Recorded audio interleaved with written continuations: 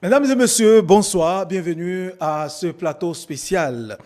La série d'émissions spéciale qui a démarré par ETélé Bénin, je dirais la série d'émissions spéciales démarrée par ETélé Bénin, dans le cadre des 6 ans de gouvernance du président Patrice Talon, se poursuit. Et pour faire suite à celle animée ce mercredi 18 mai 2022, animée par Romia Dorongoui, qui s'est appesanti, bien sûr, sur le travail de la terre, le métier de la terre dans l'agriculture. Ce soir, ce jeudi 19 mai 2022, ce plateau installé donc devant vous reviendra sur l'agriculture dans son ensemble avec un accent particulier sur les efforts du gouvernement dans le sens de promouvoir l'agriculture, de booster l'agriculture, tout en mettant, bien sûr, un accent particulier sur l'autosuffisance alimentaire et donc la diversification qui nous amènera à l'autosuffisance alimentaire. Agriculture, une prise de main assurée, le destin maîtriser, une grande interrogation à laquelle nos invités vont répondre tout à l'heure. Et pour en parler, pour répondre à cette interrogation, nous avons sur ce plateau 4 invités qui ont choisi nous apporter ces réponses. Je commence d'abord par M. Innocent Tongla. Bonsoir, M. Innocent Tongla. Bonsoir, monsieur le journaliste. M. Innocent Tongla est le secrétaire général adjoint du ministère de l'agriculture, de l'élevage et de la pêche. Merci d'avoir répondu à notre invitation, M. Tongla. C'est moi qui... Très bien. Avec vous, nous avons M. Éloi Ronponou. Bonsoir, M. Ronponou. Bonsoir, monsieur le journaliste. Merci d'être là. M. Éloi Ronponou est un promoteur agricole. Il est d'ailleurs le promoteur du riz Matekbo. Nous aurons le temps d'en parler. Merci de vous investir dans l'agriculture. Merci d'être là ce soir, M. Ronponou. Merci, c'est à moi de vous remercier. Très bien. Et puis nous avons Dions Arrosouré. Bonsoir, M. Arrosouré. Bonsoir, monsieur le journaliste. Merci d'être là ce soir. Merci, c'est moi. Monsieur Dions Arrosouré, le président du Collège des jeunes agriculteurs du Bénin, il a choisi de partager ce plateau avec nous ce soir. Merci d'être là, monsieur Arrosouré. Très bien. Et puis, le dernier que nous allons présenter, Immaculé Nouti Gouti. Bonsoir, monsieur Gouti. Oui, bonsoir, monsieur le journaliste. Merci d'être là ce soir. Merci. Monsieur Immaculé Nouti Gouti est producteur végétal. Il est le responsable de l'ONG Nature et Vie. Il est maraîcher installé de l'autre côté de Semekodi. Merci d'être là ce soir. Merci.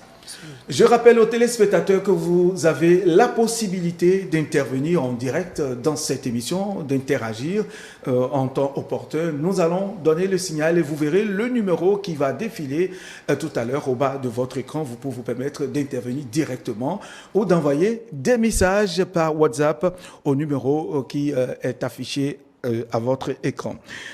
D'entrée de jeu, nous allons nous orienter vers le secrétaire général adjoint du ministère pour lui demander, Monsieur Tongla, vous êtes l'autorité représentative sur ce plateau de ce ministère. Alors dites-nous est-ce que vous avez la certitude que l'agriculture au Bénin aujourd'hui se porte bien? Merci, monsieur le journaliste. Je voudrais d'entrée de jeu dire que l'agriculture, on l'a enseigné, nous l'avons expérimenté, nous l'avons vu, on sait que c'est la base de notre économie, c'est la source de vie.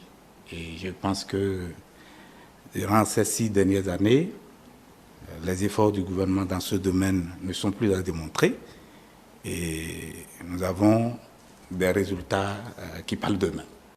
Et si vous voulez, je voudrais dire d'abord pour ce qui concerne quelques résultats clés. Quand vous prenez les céréales, notamment le riz, puisque j'ai la chance d'avoir l'un des promoteurs du riz Matekbo avec moi. Alors, de 204 000 tonnes environ en 2015, nous sommes passés aujourd'hui à plus de 519 000 tonnes. Alors, vous voyez, la production a plus que doublé. Pour constater par rapport à ça. Et ce qui est encore heureux sur ce plan, c'est que le rendement aussi a augmenté. Et pour le producteur, si nous avons, ce qu'il recherche le plus, c'est l'augmentation du rendement, l'amélioration de la productivité. Alors là, nous avons le rendement qui est passé de 3 tonnes en moyenne à 4 tonnes en moyenne au plan national. C'est un élément très important. Et quand nous prenons par exemple le maïs également, nous avons connu un accroissement substantiel d'environ 1 200 000 tonnes environ. Nous sommes passés à 1 600 000 tonnes, alors, avec le rendement qui est resté plus ou moins stable à ce niveau-là, 1 tonne 2 à l'hectare. Nous avons également le manioc. Je cite ces éléments parce que c'est les éléments de base dans l'alimentation du Béninois. Du Béninois, bien sûr. Aujourd'hui. Alors, le manioc a connu une augmentation de près de 14%. Nous sommes passés avec des rendements de 11 à 12 tonnes à l'hectare. Bien entendu, c'est encore plus faible. On aurait cherché à améliorer un peu plus. Eh bien, ça va être le challenge du deuxième quinquennat. Très bien. Alors, tout ça là nous amène à une satisfaction de nos besoins. Nous étions à 155% environ de la satisfaction de nos besoins, surtout en produits céréaliers. Mais aujourd'hui, nous sommes passés à 182%. Autrement dit, c'est quoi? Si ce que nous produisons restait sur place, le Béninois, non seulement nous assurons notre autosuffisance, mais nous avons encore plus de 80% qui pourraient être exportés. C'est cela. Et bien entendu, puis ce qu'on produit, c'est pour le marché. Et je pense que faire plus, c'est toujours bon pour que le producteur puisse améliorer ça. Très bien. Nous aurons le temps de rentrer dans les détails. Monsieur Hunkuno Iloa, votre observation en tant que frère, vous êtes producteur agricole depuis environ une trentaine d'années. Comment l'agriculture, selon vous, se présente aujourd'hui? Et quelle est votre appréciation? Comment voyez-vous l'agriculture béninoise aujourd'hui? Alors, monsieur le journaliste, je vous remercie.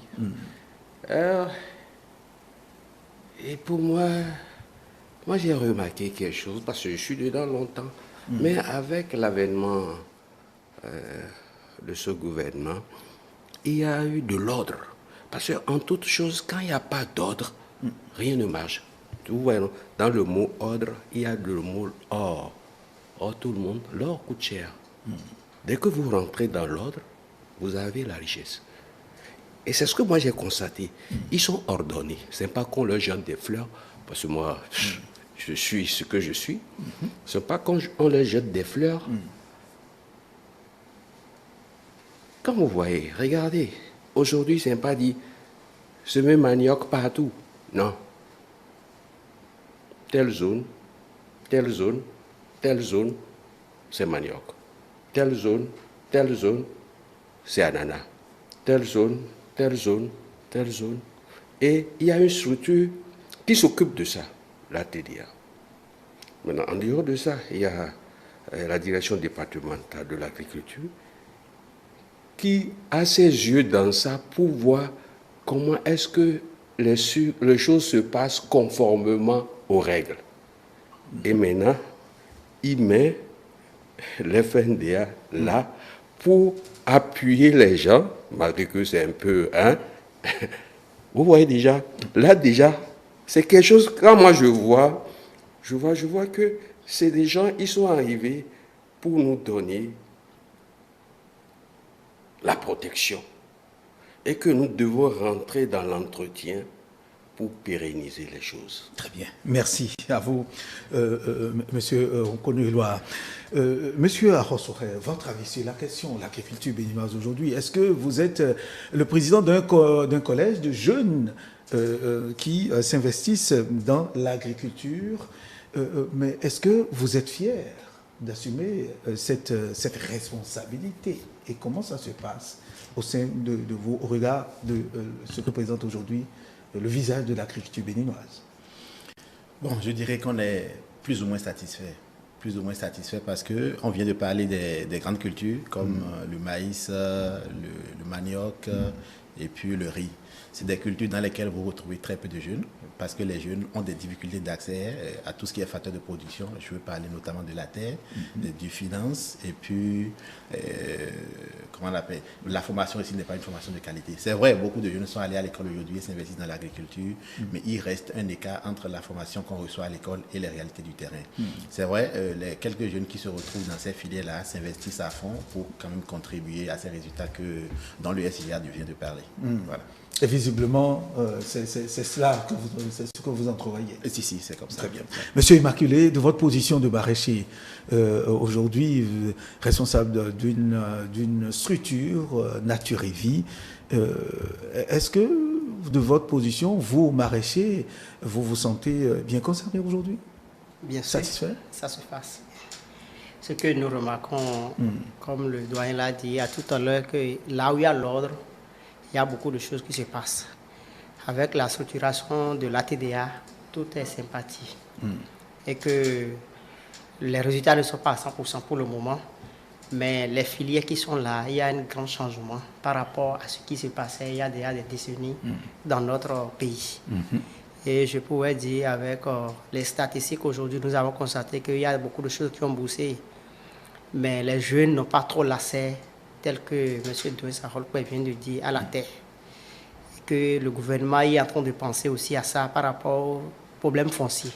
Il faudrait qu'ils arrivent aussi à régler pour que les jeunes aussi entrent dans la marche de la production à grande échelle. Et que les appuis techniques aussi qui doivent être fournis aux jeunes qui ne sont pas installés ou qui ne sont pas allés à l'inscription de l'agriculture dans notre pays. Et suite à ça, je vois que nous pouvons dire que l'agriculture est en son marche au Bénin par rapport aux dernières années. Très bien. Mais vous, maraîchers, vous produisez suffisamment, vous travaillez, que ce soit en tout cas sur l'ensemble du territoire national. Quels ont été l'appui dont vous avez bénéficié qui vous permettent de travailler et de satisfaire à la demande qui vient à vous, dont vous pouvez nous parler aujourd'hui? Par rapport aux appuis au niveau du maraîchage, disons, vers la fin du quinquennat, avant l'arrivée de monsieur le président qui est là aujourd'hui, il y a un projet qui a appuyé plus de jeunes dans 27 communes, qui est le projet PADMA, qui a donné plus de valeur aux maraîchers dans le pays. Par rapport à ça, vous pouvez voir l'ordre. Et si vous rentrez dans le ministère de l'Agriculture aujourd'hui, chaque producteur a son code de travail. Celui qui travaille, qui est le vrai maraîcher, a un code au ministère de l'Agriculture. Et là, les appuis qui viennent au nom du producteur. Et que nous avons eu des gens qui ont eu la chance d'avoir des motopompes, des engrais subventionnés, et des semences qui sont données à la production. Et par cette méga aussi, nous sommes aussi en train de voir le PADAM qui est venu pour appuyer la production de riz, de maïs et de manioc. S'il pouvait aussi faire le chemin tel que nous avons constaté au niveau du PADMA, ça peut aussi améliorer la production à grande échelle de maïs et de manioc. Plus dans le PADMA, nous savons que le maraîchage est en bonne voie au Bénin. Bon, c'est ce que je peux retenir. Pour l'instant. Monsieur Édouard Mpounou, oui, aujourd'hui, il s'agit de diversifier l'agriculture béninoise. Vous n'êtes pas sans savoir que le Bénin est aujourd'hui premier dans tout ce qui est produit céréalier sur l'espace UEMOA. En tant que spécialiste de la chose, vous investissez beaucoup plus dans le riz. Est-ce que cette diversification est justifiée à tout son sens? Ou comment on pouvait y aller mieux? Non, bon, sur ce plan, comme je l'ai dit tout à l'heure, il y a de l'ordre dans tout ce que nous faisons aujourd'hui et qui fait que le gouvernement, le ministère veut, par exemple, pour l'année 2022,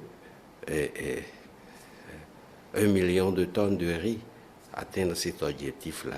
Si, c'est parce qu'il a mis des choses en place pour que nous puissions arriver à ce niveau-là. Moi, je ne sais pas, c'est tout comme s'ils vont dire, bon, je vais faire trop leur éloge, mais je vous assure, ils sont en train de faire quelque chose que personne ne voit pour le moment. Parce que, au départ, quand tu prends les gens, Vous, personnellement, qu'est-ce qui vous a plu dans le mécanisme d'assistance qui est instauré par le ministère de l'Agriculture et qui vous a aidé véritablement? Ouais, non, écoutez, c'est tellement simple. Hein. Au départ, les gens n'aimaient pas trop le riz local ou tout ce qui est local à cause de la qualité. Mais aujourd'hui, non, c'est du début jusqu'à la fin. Ah non, ils sont à féliciter. Moi, je les remercie. Autorité, je vous dis merci. Ils sont à remercier parce que ils ont amélioré la qualité des céréales. Par exemple, en mettant à notre disposition une décortiqueuse performante. Vous en avez bénéficié? Oui. Une calibreuse. Une treilleuse, une enchâcheuse. Donc, tout le système est là déjà. Pourquoi ne pas produire quelque chose de qualité pour les Béninois? Donc, ils sont à saluer. Je dis, ils sont à saluer. Donc, ouais, c'est des gens sympas qu'on leur... Non, en tout cas, ils ont fait ça et en un rien de temps. En un rien de temps, du début jusqu'à la fin, ils ont tout mis en œuvre pour que nous puissions donner quelque chose de bien, de beau et de bon à la population. Avec cet appui, par exemple, vous, M. Rompono-Éloi, avec cet appui, quelle est l'amélioration que vous avez constatée? C'est-à-dire, vous avez fait dans votre prestation, dans vos performances. Oui, regardez, je quitte... Parlez-nous-en. Oui, avec cette assistance, qu'est-ce que vous avez fait de mieux par rapport aux années passées? Oui. Je quitte Grand Popo pour Glazoué pour aller trier le riz. Et si vous quittiez Grand Popo pour Glazoué pour aller trier le riz. Je dis je reste à Grand Popo. D'abord, ma vie est sauvée. La première fois que je m'en vais à Glazoué, j'avais fait un accident. J'étais le seul à ne pas être touché. Quelqu'un, l'œil est sorti, l'autre a coupé le bras. Tout ça là. Mais aujourd'hui, je reste à Grand Popo pour faire. Et automatiquement, la fois passée, dès que le riz est terminé, automatiquement, allez, on met ça sur le marché. Et vous avez fait quelle quantité, par exemple? Quelle est la capacité, la performance que vous avez enregistrée? Oui, maintenant, avant... La meilleure, je dirais. Oui, parce qu'avant, je trimballais à peine 5 tonnes pour aller à Glazoué, pour aller faire une semaine. En 2 jours, j'ai terminé, décortiqué, trié, enchâssé. J'ai déjà fait 5 tonnes en 2 jours. En 2021, vous avez eu à faire quel est le taux de rendement que vous avez eu à faire, vous, à votre niveau? Oui, à mon niveau, j'ai fait 64 tonnes de riz blanc. 64 tonnes de riz blanc. De riz blanc. Oui. Très bien. Merci. Monsieur Arossouré, voilà, aujourd'hui on parle, on travaille beaucoup plus pour la diversification parce que nous devons produire ce que nous mangeons. À votre avis, au niveau de votre collège, certainement que vous avez aussi bénéficié de l'appui du gouvernement? Je ne dirais pas non. À travers des projets programmes. À travers les projets programmes. Alors, comment appréciez-vous ces appuis et quelle a été la capacité de rendement que vous avez eu à atteindre à travers divers produits, le riz, le maïs, le manioc et bien d'autres, par exemple? Bon, moi, fondamentalement, je ne suis pas dans la production de riz, de manioc et autres. Je suis producteur de lapins et de poulets bicyclettes. Très bien. Alors, c'est vrai que dans mon organisation, il y a des jeunes qui sont dans d'autres productions.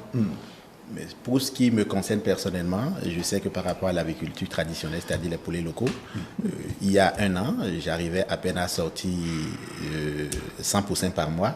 Mais aujourd'hui, j'ai multiplié par 4 parce qu'on a réussi à mettre en place un incubateur hybride qui utilise le gaz domestique et l'énergie solaire. Donc ça a multiplié par 4 ma production. Donc j'arrive à sortir par mois 400 à 500 poussins aujourd'hui. Donc forcément, ça contribue à l'émergence de mon entreprise. Et en dehors de ça, l'entreprise de vos collègues, puisque vous présidez un collège de jeunes. Tout à fait. Oui. Puisque moi, je suis sur le maillon. Ce qui se passe je suis au sur le sein maillon. avec les collèges et chez vous aussi. Voilà. Parce qu'on aimerait aussi savoir. Voilà. Je suis sur le maillon. Moi, je suis sur le maillon production de poussins. Mais il y a d'autres collègues qui sont sur le maillon engraissement, par exemple. Donc, ceux qui sont sur le maillon engraissement en profitent suffisamment. Et quand vous venez sur les exploitations des jeunes, pour la plupart, ils ne sont pas dans une seule spéculation. Ils sont dans la production animale, dans la production végétale, parce que généralement, ils utilisent les déjections animales pour faire soit du maraîchage, pour faire un peu de culture vivrière, un peu de maïs, pour leur autoconsommation. Et je crois que l'agencement de ces différentes spéculations permet donc à ces jeunes-là de pouvoir s'autosatisfaire du point de vue alimentaire et mettre le surplus sur le marché pour pouvoir se construire dans la vie. Très bien. Voilà. Merci. Monsieur Togla, secrétaire général adjoint du ministère de l'Agriculture. Aujourd'hui, le gouvernement, vous l'avez rappelé, le gouvernement met un accent particulier sur la diversification. Alors, parlez-nous un peu de la politique qui a été mise en place pour faire la diversification, en arriver à grande échelle, véritablement diversifier et maintenir les performances qui sont atteintes jusque-là. Merci, monsieur le journaliste. Et je voudrais, avant de revenir peut-être à vos questions, étant si un temps soit peu la soif des jeunes qui ont la crainte par rapport à la terre, pour dire que au niveau du gouvernement, rien n'est laissé au hasard. Très bien. Actuellement, je vais juste ouvrir cette parenthèse pour leur dire qu'il y a un programme aujourd'hui qui parle des plantations et des grandes cultures et qui non seulement règle le problème de la terre, si à terme bien mené, règle le problème de la terre, mais règle même le problème des premiers investissements. Alors, il s'agit par exemple des plantations, des plans d'anacadier sur plus de 500 000 hectares, alors que le gouvernement installe, il conduit à la production et qui cède la gestion par la suite aux producteurs, aux jeunes, à toute bonne volonté qui veulent s'investir dedans, à travers des contrats. Non seulement vous n'avez plus de problème de terre à gérer vous-même, vous n'avez plus de problème d'investissement, de la mise en place à le faire, c'est mis en place dans les normes, dans les conditions qu'il faut, mais l'État ne se charge pas de la gestion. Il y aura cette concession à tout producteur, même tout fonctionnaire qui désire. Je voulais dire, moi-même ma question, si qui suis devant vous. Donc, si vous avez la capacité de gérer, vous avez un contrat pour assumer ça. C'est cela. Quoi de plus beau? C'est cela. Il reste... donc, il faut dire que rien n'est laissé. Le gouvernement a pensé minutieusement, comme vous l'avez dit, tout ce qui est à faire. Et je voudrais au passage remercier aussi ces acteurs qui ont su saisir ce milieu que nous essayons de transformer, que nous essayons de rendre favorable à leurs activités, parce que sans eux, on ne pourra rien faire, même si on mettait les conditions en place et qu'il n'y avait pas cette volonté aussi d'aller, de croire en la chose, de dire vraiment que la terre ne ment pas, on ne pourra pas avoir ces résultats. Et je loue au passage vraiment leur courage, leur volonté, le travail bien fait qu'ils font et qui, grâce à ça, nous avons aujourd'hui ces résultats. Je voudrais les remercier et profiter en même temps pour exhorter les autres jeunes, tous les Béninois, de croire la chose. L'agriculture nourrit son homme. Et je voudrais inviter mes frères béninois à se prendre en charge. Et l'agriculture donne beaucoup d'opportunités. C'est une première conclusion que vous avez faite déjà. Oui, je voulais juste à l'entame de ceci, inviter les nôtres. Regardez bien dans la caméra, adressez-vous à eux. À s'investir dans l'agriculture. L'agriculture, l'élevage, la pêche, c'est une activité qui nourrit son homme. Et je leur dis, ils n'auront pas à regretter s'ils prennent ce chemin. Très bien. Revenons à ma question. Alors, revenons à vos questions. Après cet appel, un premier appel invocateur. J'ai parlé un peu des cultures qui parlent de la sécurité alimentaire. Oui. Mais si on rentre dans les cultures de rente, il n'est un secret pour personne que depuis plus de 3 ans, le Bénin tient la tête parmi les pays producteurs du coton. Très bien. Bien sûr. Si vous prenez l'anacade, vous prenez l'ananas, l'anacade aujourd'hui, nous étions à peine à 91 000 tonnes, mais aujourd'hui nous sommes à plus de 150 000 tonnes. avec un rendement qui parle de 321 kg à l'hectare pour aujourd'hui 435. Ce n'est pas encore ce qu'on cherche. Il y a la possibilité de faire plus. Je voulais exhorter les producteurs à suivre les conseils que nous leur donnons, utiliser les variétés améliorées que nous mettons à leur disposition pour avoir plus. En matière de l'ananas, vous allez voir, nous sommes passés aujourd'hui de 244 000 tonnes à aujourd'hui près de 376 000 tonnes sur les 5 ans. Alors, si je rentre au niveau de la production animale, c'est dit, il y a une opération que nous avons appelée l'opération poussin d'un jour. C'est que ces poussins-là, généralement, il faut les importer de l'Europe. Il y a d'abord, à côté de l'homme de Sémé, il y a un centre, le centre CPA, animé par les Chinois et les Béninois, qui appuie aujourd'hui la fourniture de ces poussins. Grâce à la coopération, cette coopération bénino-chinoise, nous arrivons à mettre à la disposition des Béninois des poussins d'un jour, grande quantité. Alors, les ATDA accompagnent ceux qui sont dans ces activités en les aidant par rapport à la subvention de l'alimentation, mais même à la subvention de l'acquisition des poussins. Puisque avec l'avènement de Covid et ce que nous vivons aujourd'hui comme avec les effets de la guerre russo-ukrainienne, ces poussins ont connu, il y a une augmentation du prix et pour permettre aux Béninois d'avoir... Et pourquoi les poussins produits à Sémé, à cause de la guerre en Ukraine, doivent augmenter du prix?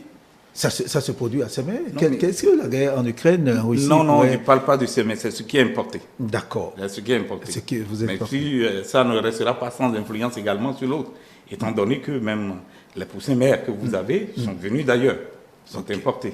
Et aujourd'hui, il y a eu l'impact sur le transport. Absolument. Le transport aérien fluvial et maritime ont connu beaucoup de perturbations. Voilà, de perturbations à cause du Covid. C'est cela. Donc, c'est pour atténuer un tant soit peu ces impacts sur l'aviculteur, sur l'éleveur. Il y a des subventions qui sont mises en place pour accompagner les éleveurs dans ces activités. Il en est de même également pour ceux qui sont dans la pisciculture, surtout en matière d'alimentation. Très bien.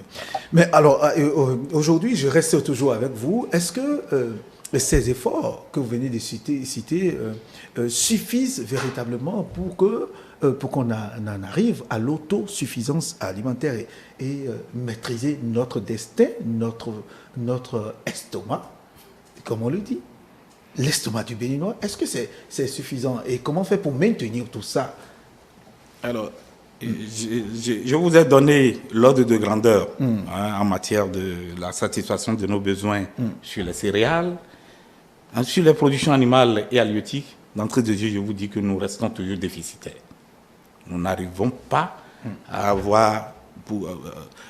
produire tout ce dont nous avons besoin. Nous tournons beaucoup encore le regard sur l'extérieur pour l'import.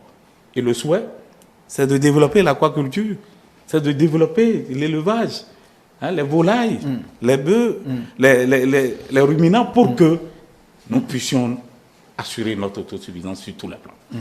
Si en matière de production végétale, on peut dire qu'il y a un léger mieux, et encore que là, nous avons aujourd'hui, compte tenu du fait qu'il y a un peu de perturbation autour de nous dans la sous-région, il y a beaucoup de demandes qui quittent, puisque ils n'arrivent plus à faire l'agriculture de façon paisible dans leur... Mais pourtant, aujourd'hui, le Burkina, la tomate que nous utilisons aujourd'hui, qui est vendue sur le marché béninois aujourd'hui, provient du Burkina Faso. En fait, quand on aborde la question sous cet angle un peu, je dis, bon, les gens n'arrivent pas à comprendre. C'est une affaire de climat, une affaire de période. Il y a des périodes où la production de tomates est plus favorable ici qu'au Burkina. Et de la même façon, il y a des périodes où c'est plus favorable de là-bas qu'ici, même avec le Nigeria ici. Donc, si vous voyez, c'est les deux sens. Il y a des moments où vous allez voir nos tomates quitter ici pour aller au Nigeria, mais il y a des moments où vous allez voir la tomate quitter le Nigeria pour le venir. C'est cela. C'est une affaire de climat. De climat, voilà. D'accord. Monsieur Akossouré, voilà tout. Alors, selon vous, vous investissez dans ce travail, dans la diversification de l'agriculture pour nous assurer l'autosuffisance alimentaire. Est-ce que aujourd'hui, de votre position, on a la certitude que l'agriculture béninoise, aujourd'hui, tel que les efforts, d'abord à votre niveau, suffisent pour qu'on en arrive à l'autosuffisance alimentaire? Parce que c'est de ça qu'il s'agit, la grande question. S'auto-nourrir. Monsieur Arossouré. Je crois qu'on essaie de faire ce qu'on peut faire. Mais le gouvernement aussi essaie de pousser. Je suis d'accord, il y a assez d'autres qui ont été mis dans le dispositif de production. Il y a la territorialisation de l'agriculture, la mise en place des ATDA et tout ça. Mais quand je prends par exemple la filière avicole, où des poussins ont été subventionnés, c'est très bien pensé. Mais il y a eu des couacs aussi. Oui, parce que quand je prends le moment, la période où les gens devraient apporter de l'aliment à la volaille, c'est vrai, les poussins étaient subventionnés, ils sont venus, les éleveurs ont pris en grande quantité, mais l'alimentation, à un moment donné, a posé problème. Donc, beaucoup d'éleveurs qui ont bénéficié de ces poussins-là n'ont pas pu, à un moment donné, les nourrir. Ils en ont vendu une bonne partie. Voyez, donc je crois qu'on peut toujours chercher à améliorer un peu le dispositif. Sinon, subventionner les poussins, subventionner l'aliment, je crois que ça va booster la production. Mais le fait que les aliments n'ont pas été subventionnés, ce qui explique cela, c'est la flambée du coût des matières premières sur le marché. Et puis, il y a une entreprise dont je vais taire le nom qui a monopolisé un peu la production d'aliments. Et ça a fait que les petits éleveurs n'avaient plus accès à la matière première ou bien fabriquer leurs aliments eux-mêmes. Et puis, ça avait posé un peu de problème par rapport à la production et aux objectifs à atteindre. Ça, c'est un premier aspect. Quand je prends, par exemple, la filière viande et lait, moi, je suis dans l'agriculture traditionnelle. Et le pôle qui s'occupe de ça, c'est dans le nord du pays. Alors que le pôle 7, c'est le pôle qui doit s'occuper, par exemple, de la filière œufs de table. Donc, je dis qu'on a laissé la poule peut-être dans le nord et on est en train de produire les œufs dans le sud. Alors, quel arrangement on peut faire, qu'est-ce qu'on peut trouver, quelle alternative on peut trouver pour que ces petits dérèglements qu'on observe au niveau de tout ce qui est pensé là puissent être corrigés. Et ça, c'est un premier aspect. Quand je prends, par exemple, la mécanisation agricole, beaucoup de jeunes aujourd'hui qui s'investissent dans l'agriculture sont ceux-là qui ont quitté les lycées, même les universités agricoles. C'est des jeunes qui ne veulent plus garder la roue pour labourer la terre. Mais c'est vrai, la Sonama est là, les tracteurs sont subventionnés, mais quand vous regardez un peu le coût de ces tracteurs, c'est très peu accessible pour les jeunes. Dans l'ordre de 6 millions, 7 millions, combien de jeunes peuvent accéder à ça? Ça pose un petit souci. Voyez. Et quand je parle toujours du problème d'accès à la terre, dans la partie méridionale, les jeunes que vous voyez un peu dans l'agriculture tournent autour de 0,50 jusqu'à 5 hectares. Peut-être dans la partie septentrionale, ils peuvent aller jusqu'à 10 hectares. Mais sur 5 hectares, quelle quantité de maïs je dois produire pour pouvoir rentabiliser et vivre de cette activité? Donc je crois que des efforts substantiels sont faits, mais comme on le dit, tant qu'il reste à faire, rien n'est encore fait. Donc je pense que si le gouvernement se penche un peu plus du côté des jeunes, parce que qu'on veuille ou pas, c'est les jeunes qui vont assurer la relève agricole. Absolument. Et c'est eux qui doivent pouvoir pérenniser tout ce qu'on est en train de faire aujourd'hui. Donc l'idéal, c'est de les renforcer aujourd'hui pour qu'on puisse quand même s'assurer que sur le long terme, on pourrait garantir. Et selon vous, renforcer ces jeunes, ça part de quoi, selon vous? Qu'est-ce qu'il faut faire pour renforcer ces jeunes pour que, oui, c'est effectivement ça, c'est la jeunesse qui assure la relève.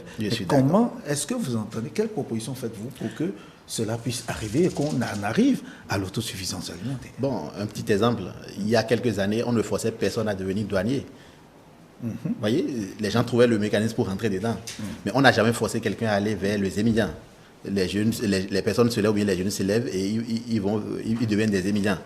Donc pour moi, l'alternative, c'est de renforcer ceux qui sont déjà en activité. Les jeunes comme nous, qui sommes déjà en activité, c'est comment faire pour faire de nous des modèles pour les autres jeunes. Alors, quand il dit faire de nous des modèles, si je suis peut-être sur un hectare aujourd'hui, c'est quel mécanisme on trouve pour m'amener peut-être à 20, 30, 40 hectares. Si je suis à la roue aujourd'hui, quel appui on me donne pour que je puisse bénéficier peut-être d'un tracteur? Alors, si mon agriculture est encore dépendante de la pluie aujourd'hui, comment est-ce qu'on m'appuie pour que je puisse avoir un système d'irrigation? Je crois que quand il y a tous ces paramètres qui sont en mise en jeu, alors le financement, le FNDA, c'est un effort que je loue.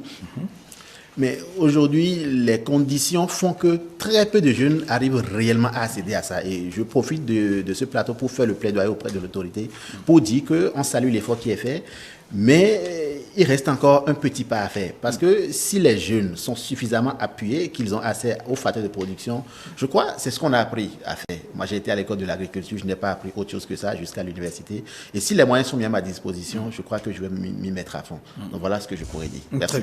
Très bien. Merci à vous. Monsieur Immaculé, Monsieur Gouti, c'est vrai que vous aussi, vous êtes dans un domaine, je dirais, vous abordez une filière assez importante. Alors, il faut aujourd'hui vendre nos filières, vendre tout ce qu'on est en train de produire.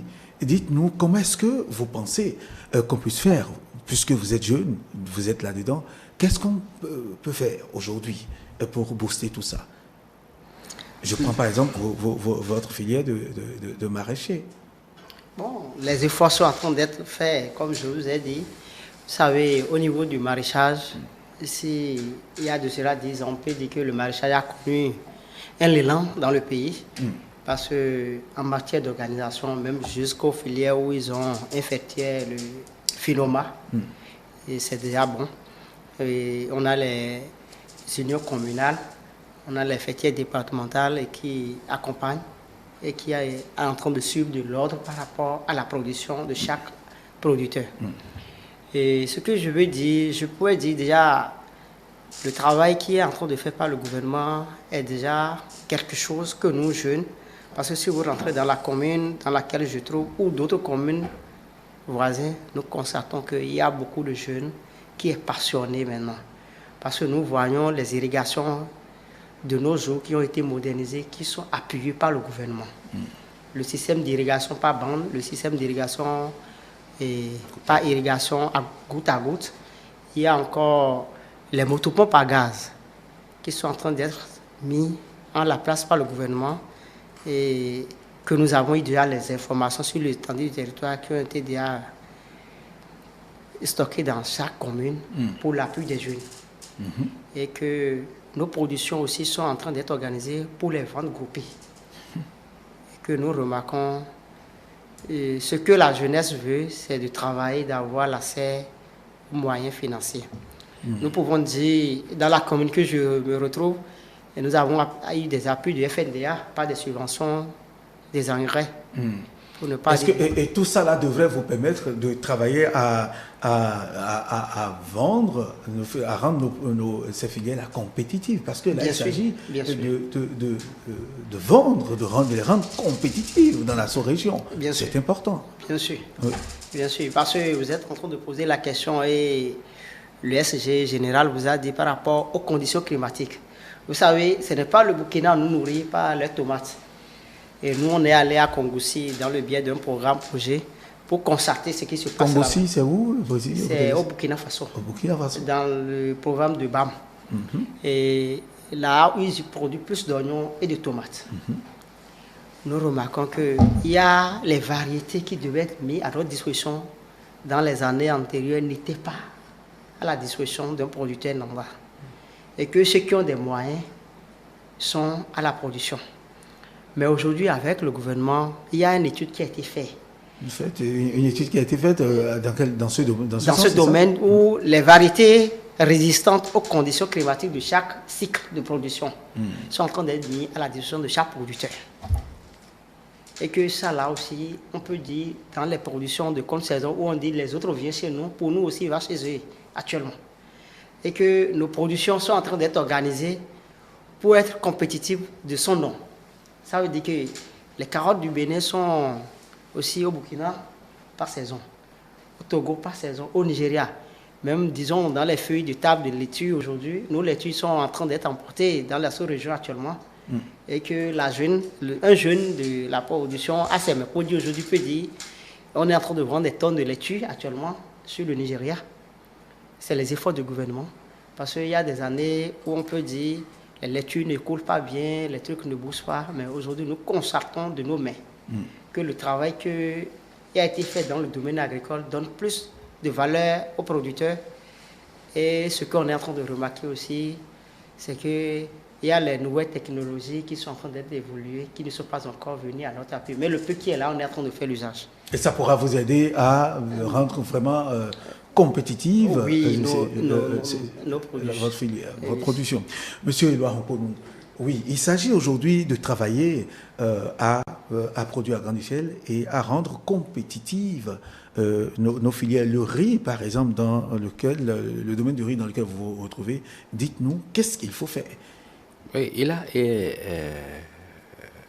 mon frère a abordé des aspects tout à l'heure qui est hyper important à ce que notre patron puisse prendre ça en compte.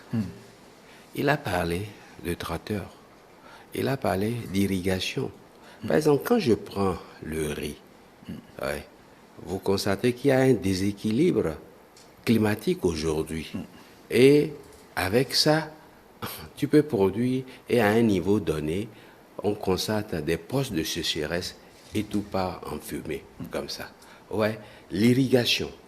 Par exemple, dans notre commune, je suis l'agrégateur de la commune, parce que les ventes groupées... Il s'agit de quelle commune, par exemple? La commune de Grand Popo. De Grand Popo, d'accord. Oui, donc je suis le noyau et il y a des électrons qui sont autour de moi. Donc les gens amènent le riz, on produit le riz, et quand ils produisent, et moi je les achète. Parce qu'avant, ce n'était pas ça.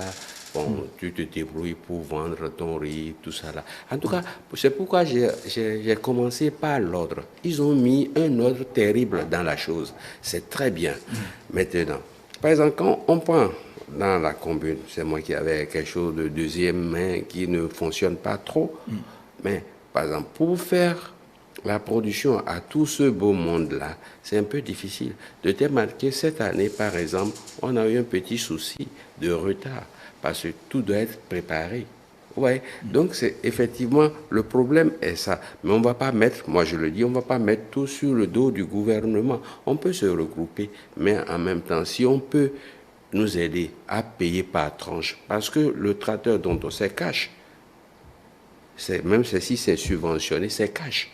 Mais si on peut nous saucissonner pour qu'on puisse acheter et payer avec un contrat, ou même si tu as quelque chose à mettre en valeur pour dire, bon, ok, garantie, tout ça là, ce serait bien. Parce que c'est un problème, hein. Si nous voulons arriver à l'autosuffisance alimentaire, c'est pas faire... Et rendre compétitives nos filières, le riz, par exemple. Oui, le riz c'est pas faire 2 hectares, 3 hectares qui est le problème, c'est de faire des hectares. Alors, pour faire des hectares, on ne peut plus aller à la roue. Il faut comme le SG l'a dit tout à l'heure, il faut des trucs comme ça, aménager les choses. Aménager, c'est que tout est là déjà, on vous dit, allez, occupez-vous de ça. Quelque chose comme ça, pour le riz, je le demande, dans la commune de Grand Popo, ce serait très bien. Et surtout dans tout le Bénin, pas seulement dans la commune de Grand Popo. Comme je suis dans la commune de Grand Popo. Où le riz se produit, monsieur Arrosso. Oui, monsieur Togla. Je pense que j'ai des clarifications à donner sur quelques points. D'accord, allez-y. Dit que, comme ils l'ont dit, les pensées sont là. Quand je prends par exemple la mécanisation, d'abord, on a constaté qu'il y avait des tracteurs où pour 200 000 ou 300 000, les gens n'ont pas des pièces de rechange, ils n'ont pas des mécaniciens, ils s'est garé. Ils n'ont pas pu l'utiliser. Nous avons donné une seconde vie à ces tracteurs. Vous allez voir ces anciens. On a acquis de nouveaux tracteurs. Et sur la question de financement, non, c'est vrai qu'à la Sonama, vous avez l'argent cash. Mais le FNDA est utilisé comme mécanisme aussi de facilitation pour pouvoir avoir ça. Et le gouvernement l'a subventionné à 50%. Un tracteur de 60 chevaux qui devait vous revenir à 19 800 000 est laissé à 9 900 000. Et c'est là où je voulais aussi inviter les jeunes. Nous avons trop envie d'être individuels au Bénin. Associons-nous. Il y a des gens qui sont dans ces prestations-là, organisées seulement. Vous retrouvez, un mécanicien, un tractoriste, ainsi de suite, quand vous vous retrouvez ensemble pour avoir un matériel comme ça, ça vous permet de donner satisfaction à beaucoup de personnes. Sinon, sur 2 hectares, 3 hectares, il est difficile de rentabiliser un tracteur. Donc, il ne faut pas que nous ayons l'idée de dire il faut que je sois seul. Non. Donc, il y a ce mécanisme-là qui vous permet, vous avez même un an de différé que vous devez payer. Donc, le FNDA vous accompagne à aller vers ce financement complémentaire, mais de telle façon que la SONAMA, sur les... voyez, sur la totalité, l'État vous concède déjà 50%, et sur les 50%, vous avez l'appui du FNDA pour y aller. Je voulais profiter, quand il parlait des variétés, par exemple, de tomates et autres. Avant la fermeture des frontières par le Nigeria ici, nous avons des variétés que, dès qu'on finit de récolter, on les amène aussitôt au Nigeria, on les amène. Mais quand on a fermé, on a vu que tout a coulé. Mais c'est là où eux-mêmes ils ont dit, mais il y a d'autres variétés où vous pouvez garder 10 jours, 2 semaines durant et ça ne va pas pourrir. Alors, c'est vrai que c'est un peu plus cher, mais ils ont constaté qu'avec ces variétés, on peut garder mieux, on peut faire voyager ça moins, on peut aller sur d'autres marchés. Et donc, je vous dis, il y a de possibilités, il y a de potentialités à développer. Sur ce qu'il a dit, par exemple, en ce qui concerne les poussins, c'est vrai. Lui-même, il a trouvé la réponse. On était à une période où les gens nous avaient envahis et la matière première était devenue rare. Et puisque c'était une question de marché, puisque vous avez dit, je vais fournir ça à tel prix. Mais lorsque vous avez des problèmes d'approvisionnement, et les matières premières, il y a eu augmentation de prix, on était obligé de convertir ces aliments de poussins d'un jour, mais dans des aliments de poussins de ponte. Parce qu'on a repris la procédure pour permettre à ce qu'on puisse tenir compte du nouveau marché par rapport à ça, pour que les gens puissent trouver de l'aliment pour nourrir les poussins. Mais aussi, on a demandé à ceux-là qui n'ont pas la possibilité, c'est peut-être comme lui-même il a dit, il reste dans les poussins, et d'autres arrivent par la suite pour aller en engraissement. On a dit, s'il y avait cette possibilité, il faut que les gens se mettent ensemble pour que ceux qui ont les moyens puissent conduire les poussins à un moment donné et donner la main aux autres après. Donc, il y a eu toutes ces techniques et on s'adapte au milieu, lorsque vous avez ces changements-là. Donc, en réalité, le gouvernement aujourd'hui exhorte à une production massive. Puisque nous avons le marché. Nous exhortons les Béninois à consommer ce que nous produisons. Cela veut dire que la demande va augmenter. Et si la demande augmente, il n'y a que ceux qui produisent qui peuvent satisfaire ça. C'est pourquoi on crée les conditions. Ils l'ont dit, du point de vue pénibilité pour les tracteurs qui sont là, du point de vue financement, du point de vue technologie, il y a des formations que nous donnons. Mais c'est vrai qu'on ne peut pas dire que tout est fait. Hein? Non. Nous-mêmes, nous voulons aller loin. J'ai dit, je ne suis pas satisfait des rendements de certaines cultures. On pouvait aller plus loin. Nous avons aujourd'hui envie de dire, ce soir, comme on va au Burkina, on trouve des poulets bicyclettes ou des poulets que c'est sur ça que tout le monde... On veut aller là. On veut développer beaucoup plus de volailles.